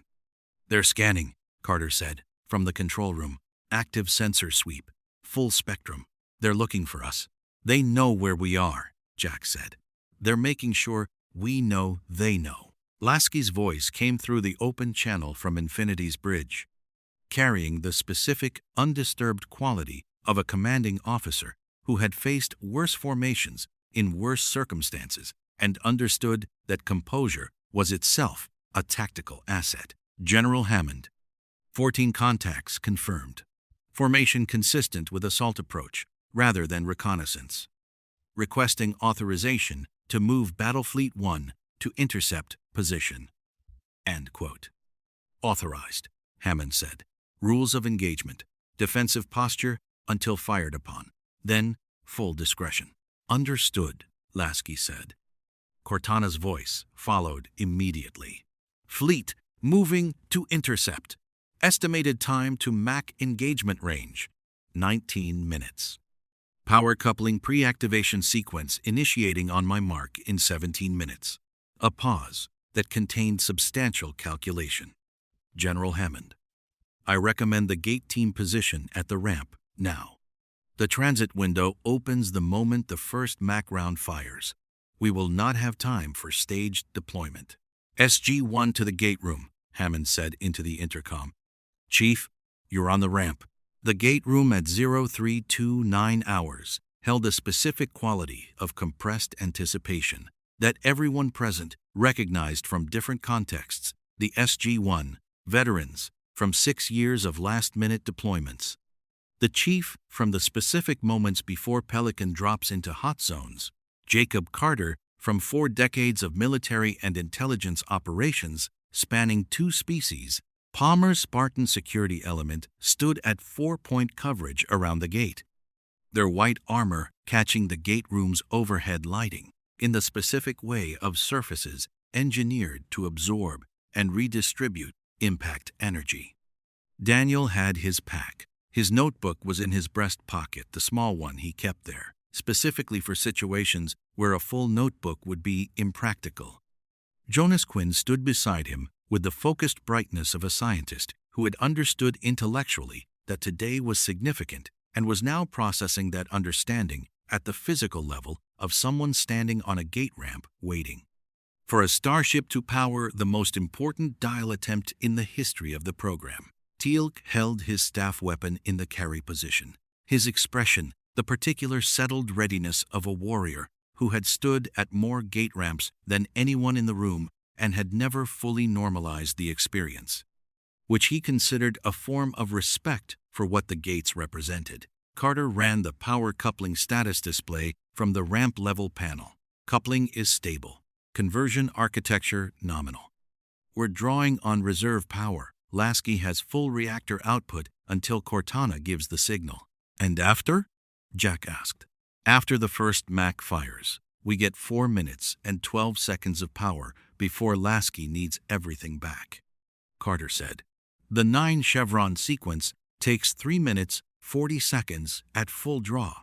That leaves us 32 seconds of wormhole establishment before the connection either holds on gate power alone, which it won't.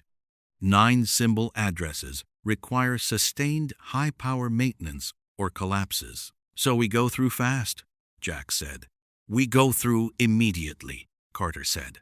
The moment the wormhole establishes, everyone moves. No hesitation. Understood, the chief said, from the apex of the ramp.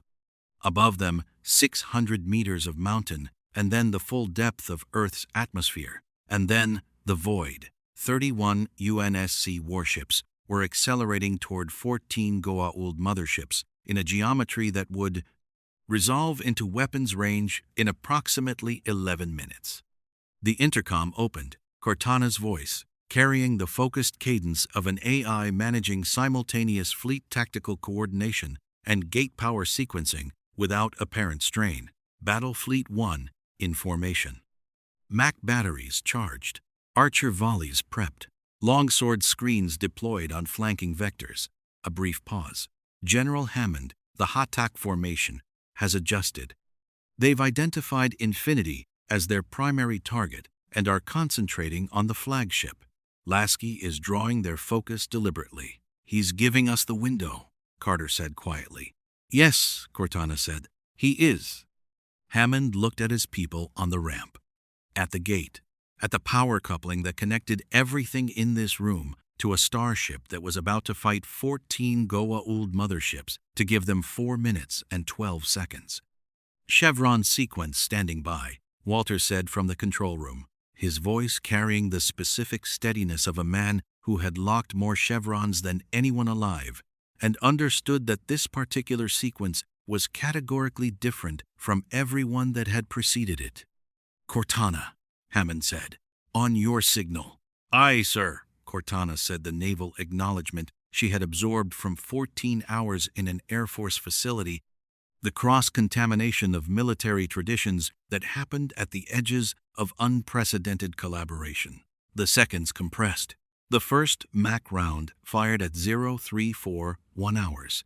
The sound transmitted through sensor data rather than atmosphere, rendered as a power draw spike on the gate room's coupling display, registered as a 340 terawatt pulse that lasted 0.8 seconds and accelerated a 600-ton tungsten carbide projectile to 30 kilometers per second before it crossed the distance to the lead hottok in 4.2 seconds and struck the vessel's forward shield array with the specific mathematical violence of kinetic energy delivered at scales that Goa'uld shield technology had never been designed to absorb. The lead hottok's shields failed on first impact. The second Mach round, fired 1.1 seconds later, was unimpeded.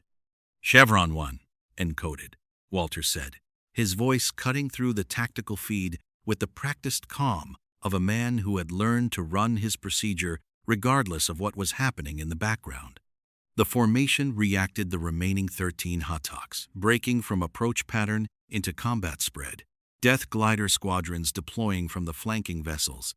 The Goa'uld tactical doctrine of volume, fire, and formation suppression, activating with the disciplined speed of warriors who had been fighting this way for 10,000 years. Chevron 3 encoded. Infinity's point defense activated across its full hull surface, 300mm autocannons, tracking death glider flight profiles at engagement ranges measured in hundreds of kilometers.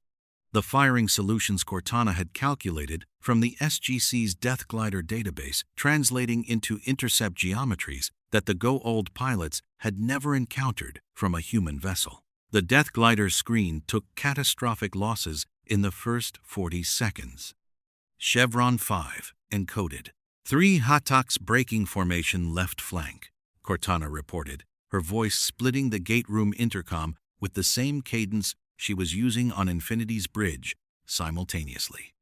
Lasky is redirecting the destroyer screen. Mach battery 2 recharging. Longsword elements engaging the right flank carrier group. A beat. Power share initiates in 40 seconds. Chevron 6 encoded. Jack looked at the chief. The chief looked at the gate. The 9-symbol address that Cortana had reconstructed from dimensional rupture data and 3-year-old degraded notation and 4 centuries of Tok'ra mythology was about to either work or not work, and the 11 remaining hottoks currently trying to kill a UNSC battle group were the specific distraction that made the attempt possible. Chevron 7 encoded. Power share is active, Cortana said. You have 4 minutes and 12 seconds. Beginning now. The gate room lighting dropped as Infinity's reactor output rerouted through the coupling chain, not darkness, but the specific dimming of a facility drawing more power than its own systems could maintain at full expression. The coupling conduit along the walls pulsed with a blue-white energy flow that was visually distinct from the standard gate room's operational palette, carrying the particular quality of a power source, operating at a scale the mountain had never been designed to contain. Chevron 8 encoded. The gate was doing something it had never done before in 6 years of SGC operation.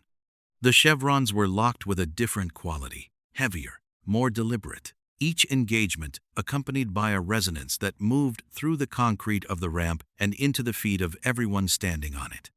Not threatening, fundamental, the specific sensation of a device operating at its full designed capacity rather than the fraction of it that standard gate operation required. Chevron 9.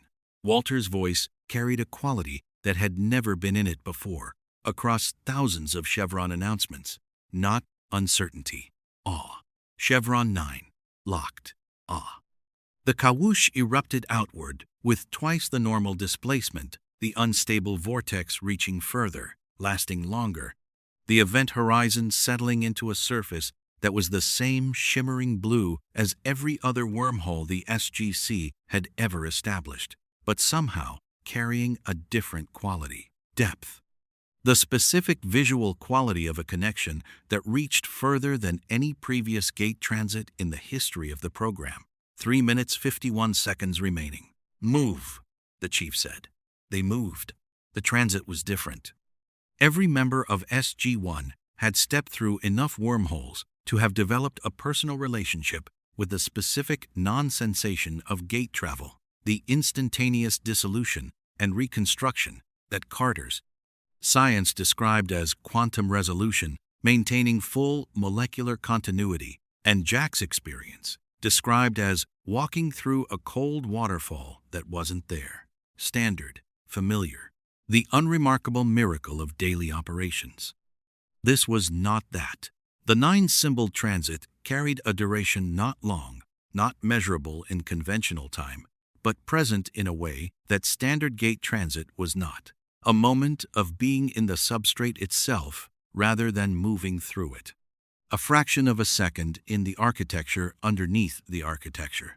The specific geometry of the foundation the Earth had built before either galaxy had completed its first rotation. Carter experienced it as mathematics equations she had spent her career working toward resolving, suddenly visible in their complete form, lasting only long enough to know they were there.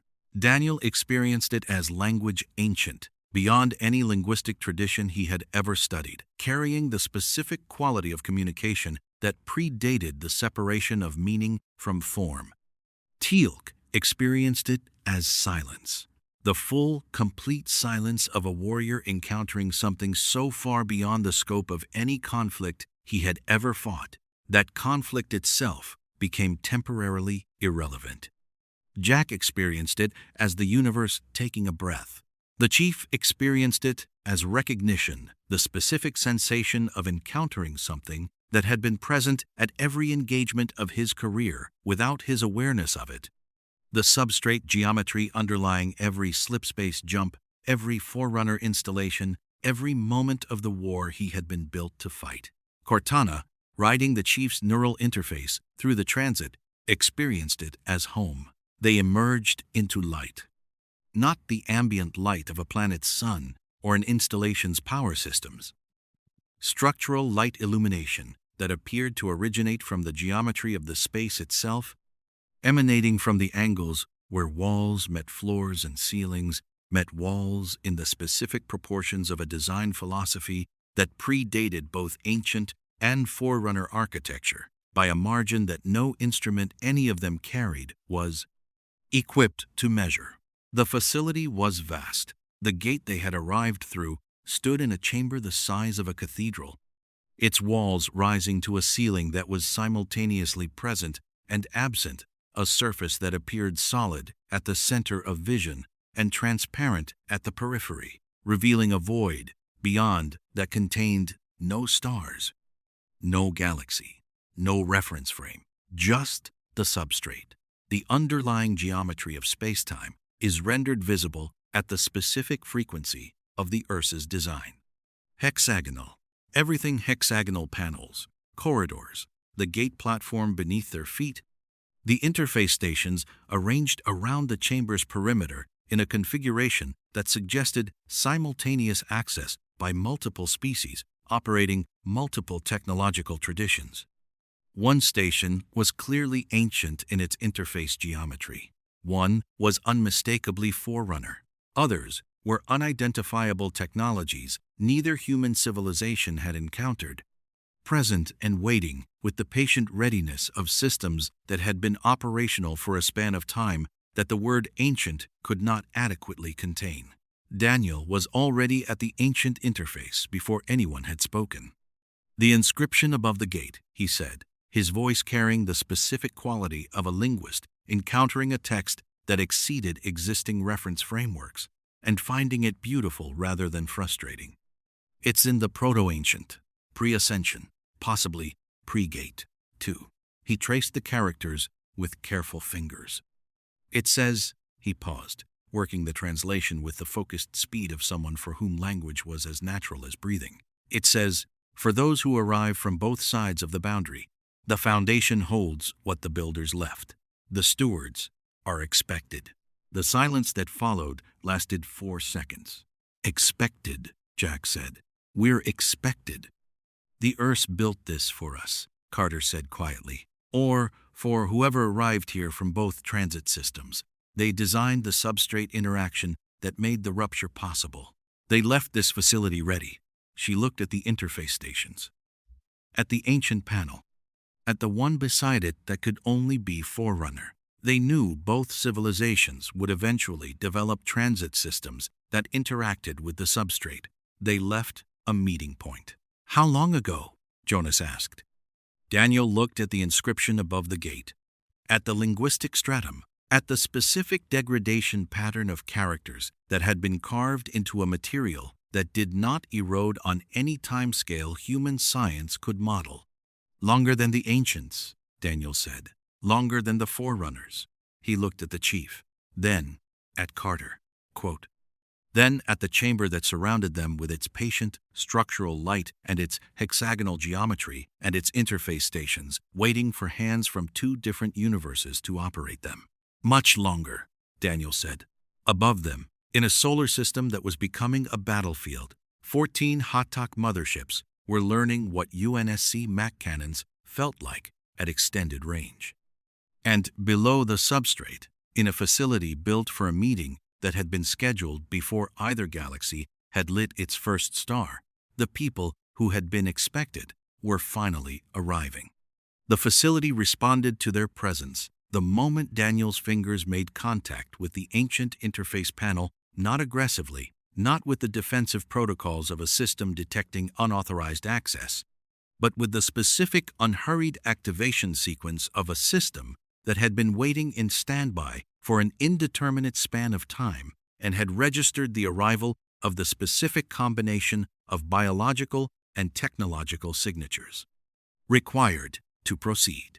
Structural light intensified across the chamber in a wave that moved from the gate platform outward, reaching the perimeter interface stations in sequence, each panel illuminating with the particular quality of systems coming online, rather than being switched on the distinction between a device activating and a device waking. The hexagonal geometry of the walls shifted subtly, panels reconfiguring along invisible joints to reveal data surfaces behind them. Vast crystalline displays that filled the chamber's upper registers with information rendered simultaneously in proto-ancient notation, Forerunner symbolic architecture, and 6 other representational systems that none of them had reference frameworks for. It knows we're here, Carter said. It's been waiting for us to be here, Daniel corrected. And his hands moving across the ancient interface with the focused fluency of a linguist who had spent 6 years developing an intuitive relationship with ancient text and was now operating in the linguistic stratum that everything he had previously studied was descended from. The activation sequence, it's not a security protocol. It's a welcome procedure. The facility is orienting its display systems to the comprehension frameworks of whoever arrived. It's reading us, the chief said. Adapting to us, Cortana said, from the neural interface. Her voice carried a quality the chief recognized from encounters with Forerunner systems, the specific register of an AI processing information that exceeded her designed parameters and finding the excess exhilarating rather than destabilizing. The display matrices are rendered in ancient notation for Daniel and in Forerunner symbolic architecture for my processing substrate. Simultaneously, it's running parallel translation in real time. Can you read the Forerunner rendering? The chief asked. The son. Faster than the ancient, Cortana said. John, the primary archive index. The scope of what's stored here. She paused, and the pause lasted long enough to be significant for an AI whose processing operated at speeds that made human hesitation seem geological. The Earths cataloged the complete operational history of the substrate infrastructure across both galactic frameworks, gate network formation data, slipspace, domain mapping, transit system, interdependencies. Every major technological event in both galaxies for the past, another pause, 4 million years. The number settled into the chamber with the specific weight of a figure, too large for immediate comprehension and too precise for dismissal. 4 million years, Jonas said quietly. The ancients have been gone for millions of years, Daniel said, without looking up from the interface. The forerunners, comparable timeline. The Urs were observing and recording before either civilization reached spacefaring capability. He traced a sequence of proto-ancient characters that were themselves translations of something older beneath them. The linguistic archaeology of a text that had been rendered accessible for precisely this moment. They didn't just build the substrate infrastructure, they maintained it. They documented everything that used it. Where are they now? Jack asked. Daniel worked on the translation for 40 seconds. The inscription at this station's header. It's an administrative notation, status classification. He paused. It reads, Urs operational, monitoring, non-interventional, by choice, pending stewardship transfer, N. Jack looked at Hammond's open channel on Carter's radio. At the chamber around them. At the facility that had been waiting with 4 million years of patience for this exact combination of people to walk through a 9-symbol gate address powered by a starship. Non-interventional pending stewardship transfer, Jack said, meaning they've been here the whole time and just didn't say anything. Meaning they built the infrastructure, documented its use, and waited for the civilizations that developed transit systems capable of substrate interaction to arrive and take over maintenance responsibility, Carter said. Her voice carried the specific quality of a scientist whose framework for the universe had just been comprehensively restructured and was processing the restructuring with professional focus rather than existential disruption. The Stargates in Slipspace aren't just different transit technologies that happen to use the same underlying architecture. They're two ends of the same design system. The Urs built both frameworks, or built the substrate that made both possible, specifically so that the civilizations who eventually developed them would arrive here together. The rupture wasn't an accident, the chief said. The rupture was a mechanism, Cortana said. The dimensional boundary collapsed during the slip space, jumped the substrate, made it possible because we had reached the threshold. Both transit systems were sufficiently developed. Both civilizations are sufficiently capable. She paused. The Urs designed a trigger condition. We met it.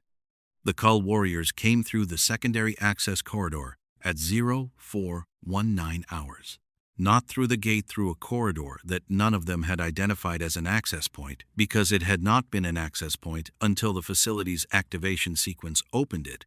The hexagonal wall panel, reconfiguring along its hidden joints to reveal a passage that connected to a secondary gate platform 40 meters deeper in the installation. A platform that Anubis, with his ancient-derived knowledge base and 4 years of obsessive substrate research that the Tok'ra had never fully mapped, had apparently known about.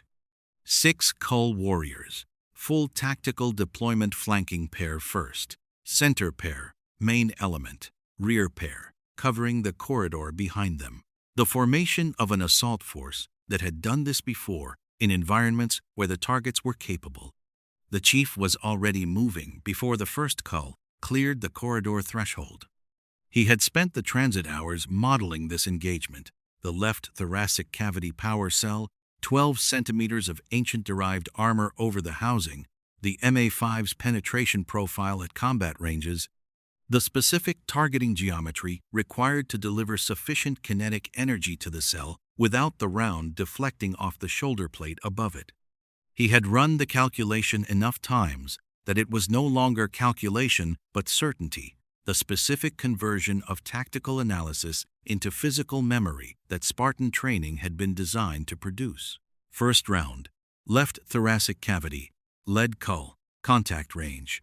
The armor field dropped immediately, not gradually, not partially, but the complete, catastrophic failure of a power system that had been its host's entire defensive architecture. The Kull staggered with the specific quality of a warrior whose augmented physiology had just lost its external support framework and was discovering what its own biological limits felt like. Second round, same target, same location, follow-through. The lead cull went down. The chamber erupted. Palmer's Spartan 4s engaged the flanking pair, simultaneously coordinated fire. MA-5s, finding the same thoracic targeting solution the chief had briefed in the armory. The 16 hours of preparation converting into 7 seconds of engagement that dropped 4 of the 6 Kull warriors before the rear pair completed their transition from the corridor into the chamber. Teal took the 5th with his staff weapon at point-blank range, not the thoracic solution, but a sustained burst at the neck joint where the armor's field generation architecture had a documented seam in the SGC's Kull specifications. 2 shots, 3 shots, the 4th, finding the seam with the precision of a warrior who had been fighting Kull warriors since their deployment at the Alpha site and had spent the intervening months developing exactly this targeting refinement. The 6th Kull reached Daniel, not with a weapon with the specific tactical intelligence of an assault unit that had assessed the chamber, identified the academic with no combat augmentation as the highest value soft target, and redirected toward him with the purpose of an entity that understood the difference between a soldier and a linguist. Jack O'Neill shot it 4 times with his P-90 from 6 feet, not the thoracic solution, which he didn't have the angle for, but the sustained volume fire of a Special Forces operator who had spent 30 years learning that, when the elegant solution wasn't available, sufficient volume directed at sufficient speed was an acceptable substitute. The Kull's field degraded under sustained fire not instantly, but measurably, the power cell absorbing the impact energy until it approached threshold. The chief covered the distance from the far side of the chamber in 1.8 seconds and completed the engagement. Daniel had not dropped his notebook. "Thanks," Daniel said. "Move to the interface," the chief said. "We don't know how many more are coming." Anubis himself arrived not physically, but as something considerably more difficult to engage. The facility's primary display matrix activated at 0431 hours with a signal that had not originated from any interface station in the chamber, a direct substrate-level transmission that the Earth's installation's communication architecture received and rendered visible without requiring anyone's authorization. The display rendered him in the form he had been using since his partial ascension, the robed figure with the obscured face, the specific aesthetic of a being that had accessed enough ancient knowledge to understand that presentation carried tactical weight. His voice filled the chamber without a visible transmission source. "You have found what I have spent years seeking," Anubis said. The specific quality of his address, directed at the chamber rather than at any individual, suggested he was operating through the substrate transmission rather than observing through a visual feed. He could hear them, possibly more. "You've been researching the substrate," Carter said, keeping her voice in the register of a scientist rather than a soldier, the tone she used when she was gathering information rather than responding to a threat. "For 4 years, Anubis said. "The ancient knowledge I carry contains fragments of Earth's documentation, enough to understand what the Foundation is, not enough to access it." A pause that contained something that in a less categorically dangerous entity might have been called frustration. "You arrived here by accident." "We arrived here because the conditions were met," Cortana said, from the chief's shoulder. Her voice carried a specific quality, not defiance, not provocation, but the matter-of-fact certainty of an AI who had read the facility's archive index and understood something Anubis did not yet know. The Earths designed the trigger condition, both transit systems, both civilizations, together. You could not have arrived here alone, regardless of your research, because the facility requires both substrate transit traditions simultaneously to authorize access. The silence that followed was the specific silence of a being processing information that restructured a 4-year strategic investment. Then I require your cooperation, Anubis said. No, the chief said. You are in a position. Your fleet is losing, the chief said. Cortana. 8 Hattaks destroyed, Cortana reported, the tactical feed from Infinity running in parallel with the facility's communication channel. 3 disabled. Lasky has redirected Mac Battery 1 to the formation's remaining heavy units. The Cull Warrior deployment has reduced your boarding capacity. Your Vanguard force is at 21% operational effectiveness and declining. You came here to acquire a power source, the chief said to Anubis. The power source is the substrate infrastructure. You cannot acquire it by force because it requires stewardship, not possession. The facility has already initiated the transfer protocol. He looked at Carter, who was reading from the ancient interface display with the focused urgency of a scientist who had been processing the same conclusion in parallel. Carter. The stewardship transfer sequence, Carter said, from the interface. It initiated the moment we arrived. The facility designated us SGC and UNSC as the substrate stewardship inheritors. It's been running the transfer since we walked through the gate. She looked up. Anubis, the Foundation doesn't belong to you. It doesn't belong to any single entity. The Urs built it as infrastructure for everyone who uses it. They designated stewards to maintain it. The stewards are us. The transfer cannot be reversed, Cortana added. I've reviewed the protocol architecture. It's substrate level. Below the threshold of any intervention, you have the capability to execute. And the chamber was quiet. Anubis's transmission carried a quality that was difficult to classify, not defeat, because a half-ascended system lord did not process defeat in the way biological entities did. But the specific recalibration of a strategic intelligence encountering a situation it could not resolve through the methods that had defined its operational history. This changes nothing, Anubis said. The galaxy remains. Yours? Jack said. That's always been the problem with you guys. The galaxy was never yours. The ancients didn't own it. The Goa'uld don't own it. The Foundation isn't owned. It's maintained. He looked at the chamber around them, the 4-million-year-old installation, the hexagonal geometry, the interface stations built for hands from 2 different universes.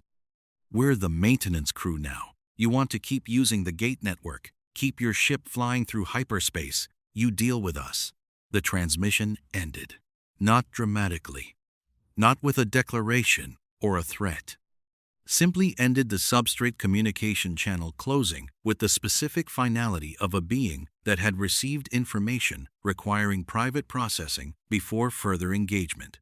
Outside the facility, in a solar system that was finishing a battle, 3 remaining Hattaks broke formation and entered hyperspace.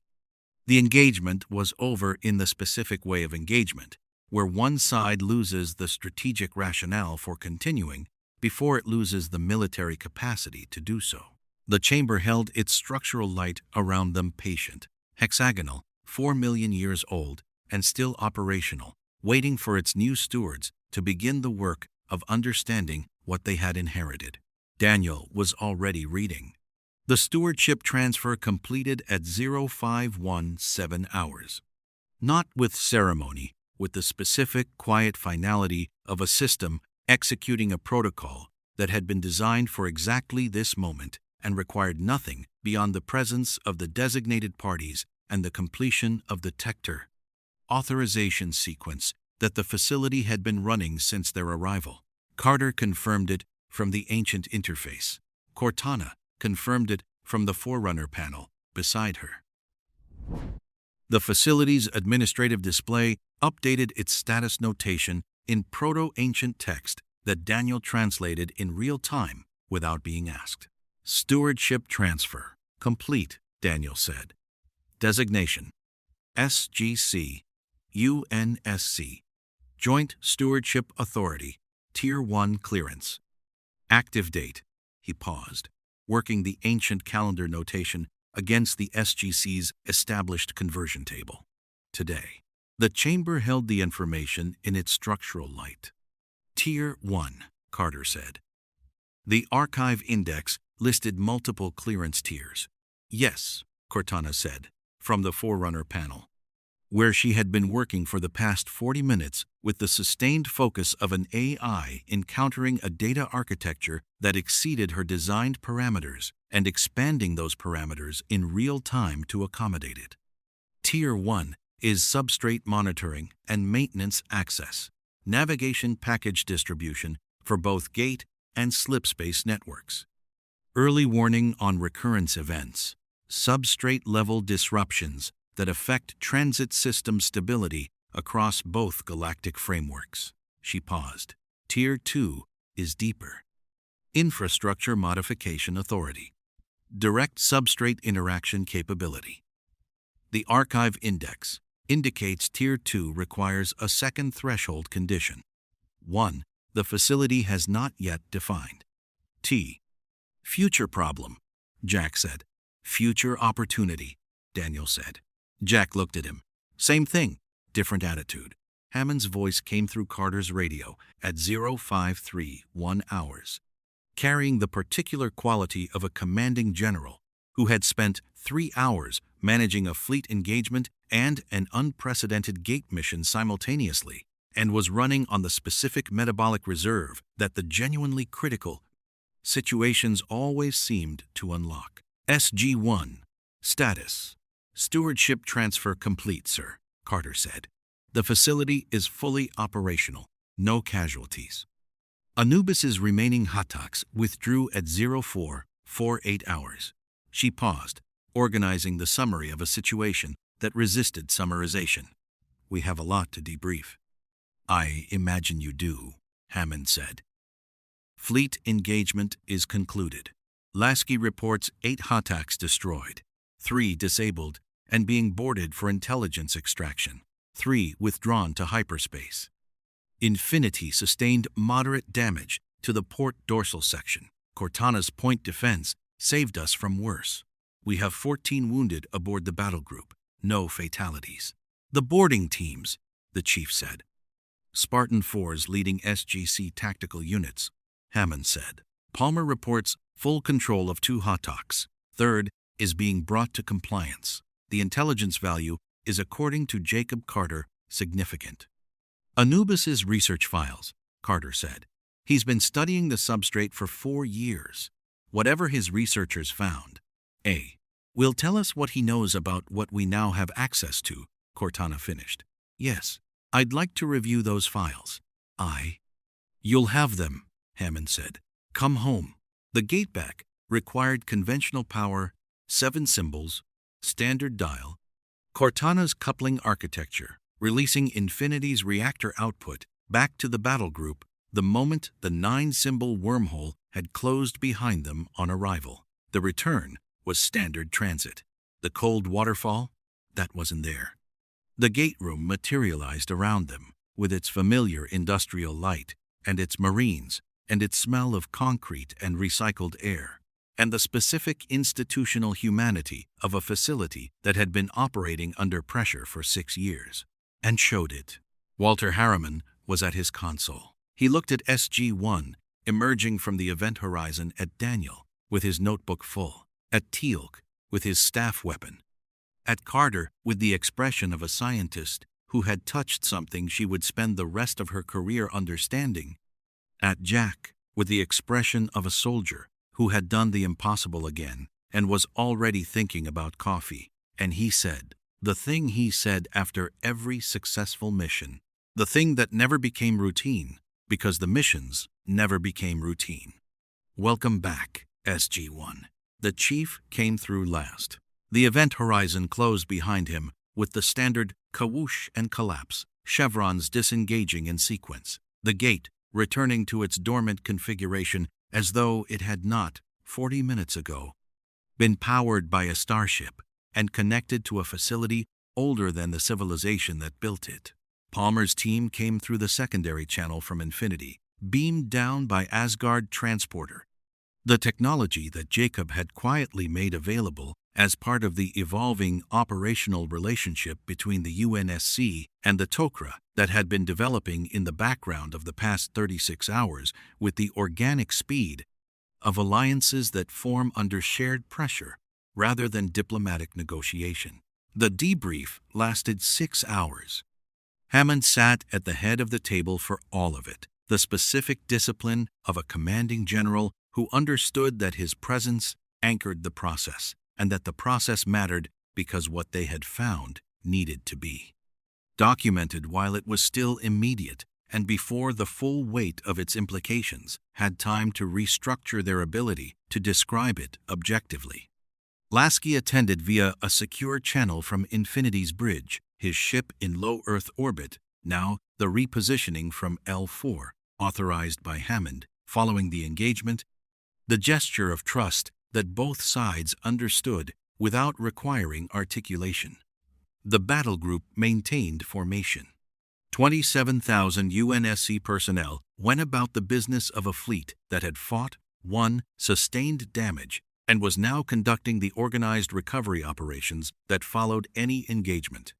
Carter presented the substrate stewardship transfer documentation first, the proto-ancient administrative records, the Forerunner protocol architecture, the archive index with its 4 million year span of transit system documentation, the Tier 1 access parameters, and the undefined Tier 2 threshold that sat at the edge of their new authority, like a door they could see but not yet reach.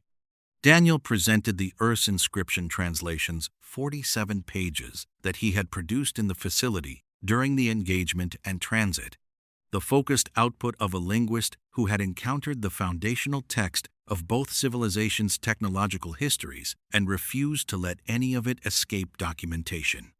Cortana presented the tactical analysis of the Kull engagement, the fleet battle outcomes, the intelligence extraction from the disabled Hattaks, and a preliminary index of the substrate archive's contents that she had compiled during the engagement and transit, 1,400 categories of information spanning 4 million years, requiring, by her estimate, between 40 and 60 years of sustained research to fully process at SGC UNSC joint analytical capacity.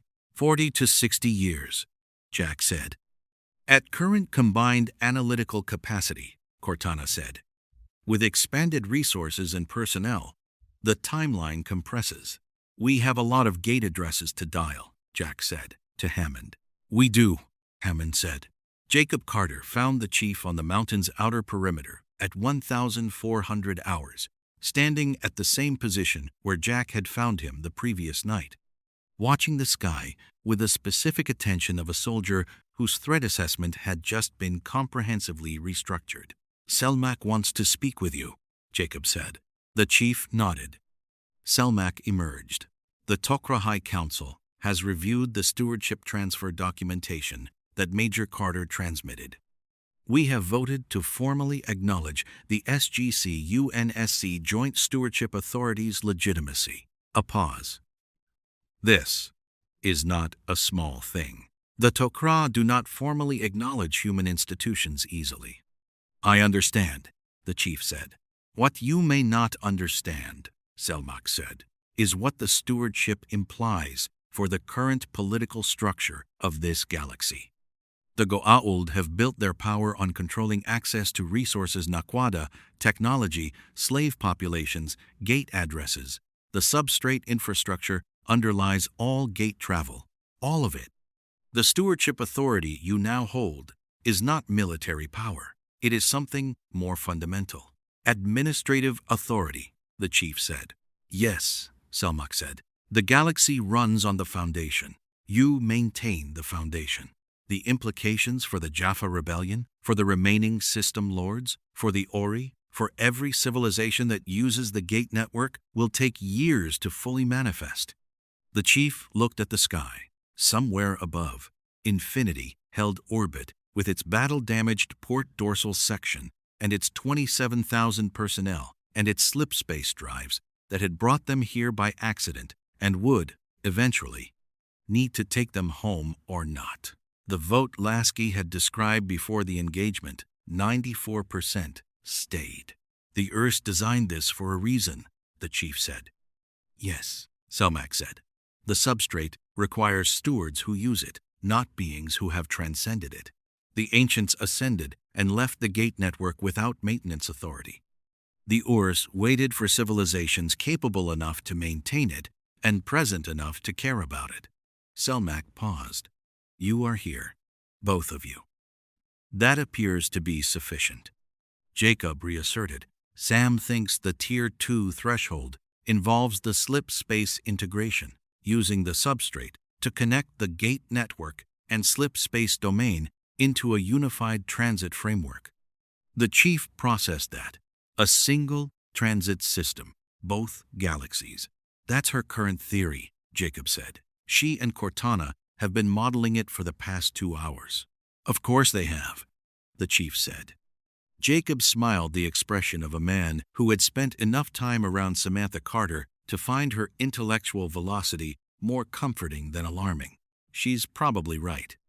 The final briefing of the day happened at 1,800 hours in the gate room rather than the conference room. Hammond's choice. Deliberate. The room with the gate in it rather than the room with the table. Standing rather than sitting.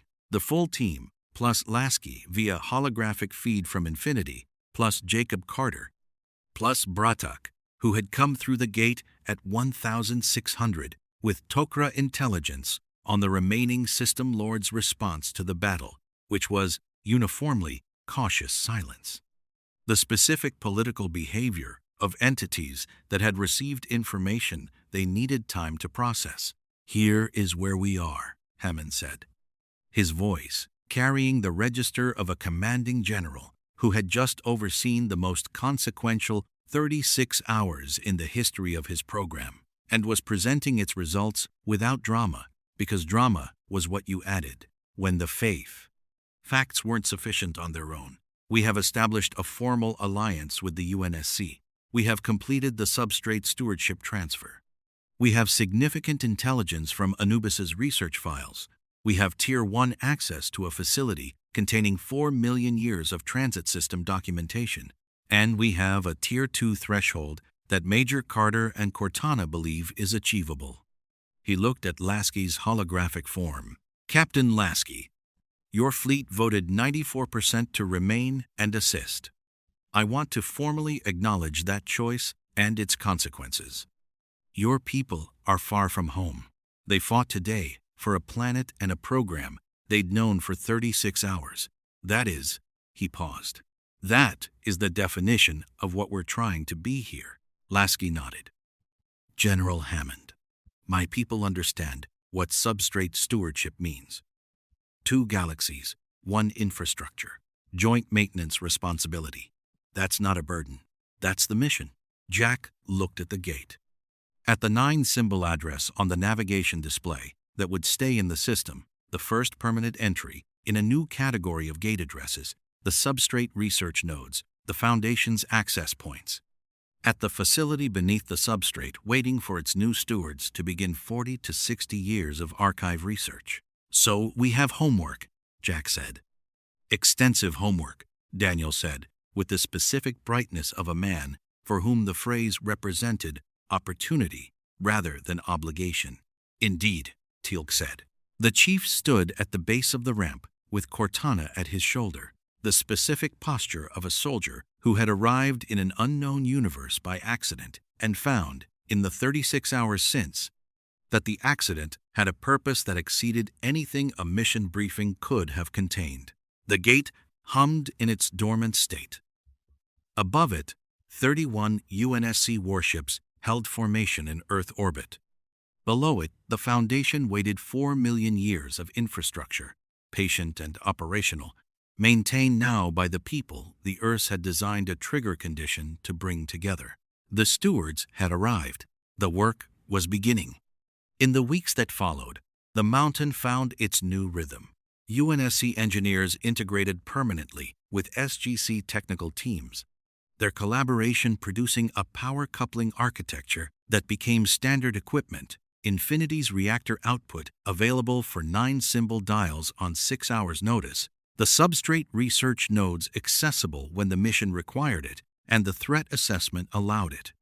Carter and Cortana published their first joint technical paper through classified channels, 47 pages on substrate geometry and its relationship to both gate network stability and slipspace domain coherence, the opening document of a research tradition that would occupy both civilizations for generations. Daniel worked the archive.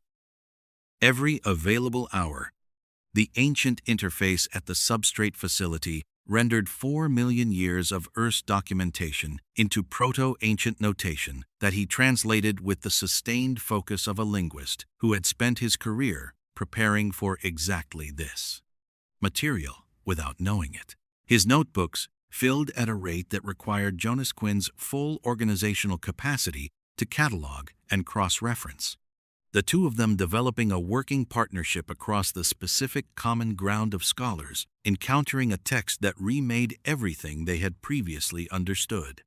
Teal'c and the chief trained together 3 mornings each week, not because either needed the training, but because the sessions had become something else. The specific space where 2 warriors, who had each spent their lives fighting other people's wars, worked through what it meant to fight for something that was genuinely their own. The Jaffa rebellion found unexpected momentum in the months following the battle. Bratak reporting that Anubis's withdrawal and the rumors of a new authority maintaining the gate network had altered the calculus for Jaffa. Worlds considering independence. The substrate stewardship, once understood, was difficult to resist as an argument for the Goa'uld's fundamental illegitimacy. You could not be a god if the infrastructure you controlled had maintenance staff. Jack spent most of his time doing what Jack always did, making things work that shouldn't work, keeping people alive who might otherwise not be, and maintaining the specific balance of irreverence and absolute commitment that made the SGC function at the edge of what was possible. Lasky's fleet remained. The vote had been 94%, and the 94% had meant it. And somewhere in the substrate, at a frequency below the threshold of any instrument either civilization had yet built, the Urs continued their monitoring patient, non-interventional, satisfied that the threshold condition had been met and the foundation was in competent hands. The gate room hummed. The work continued. Is greater than, is greater than, is greater than, indeed. More stories await.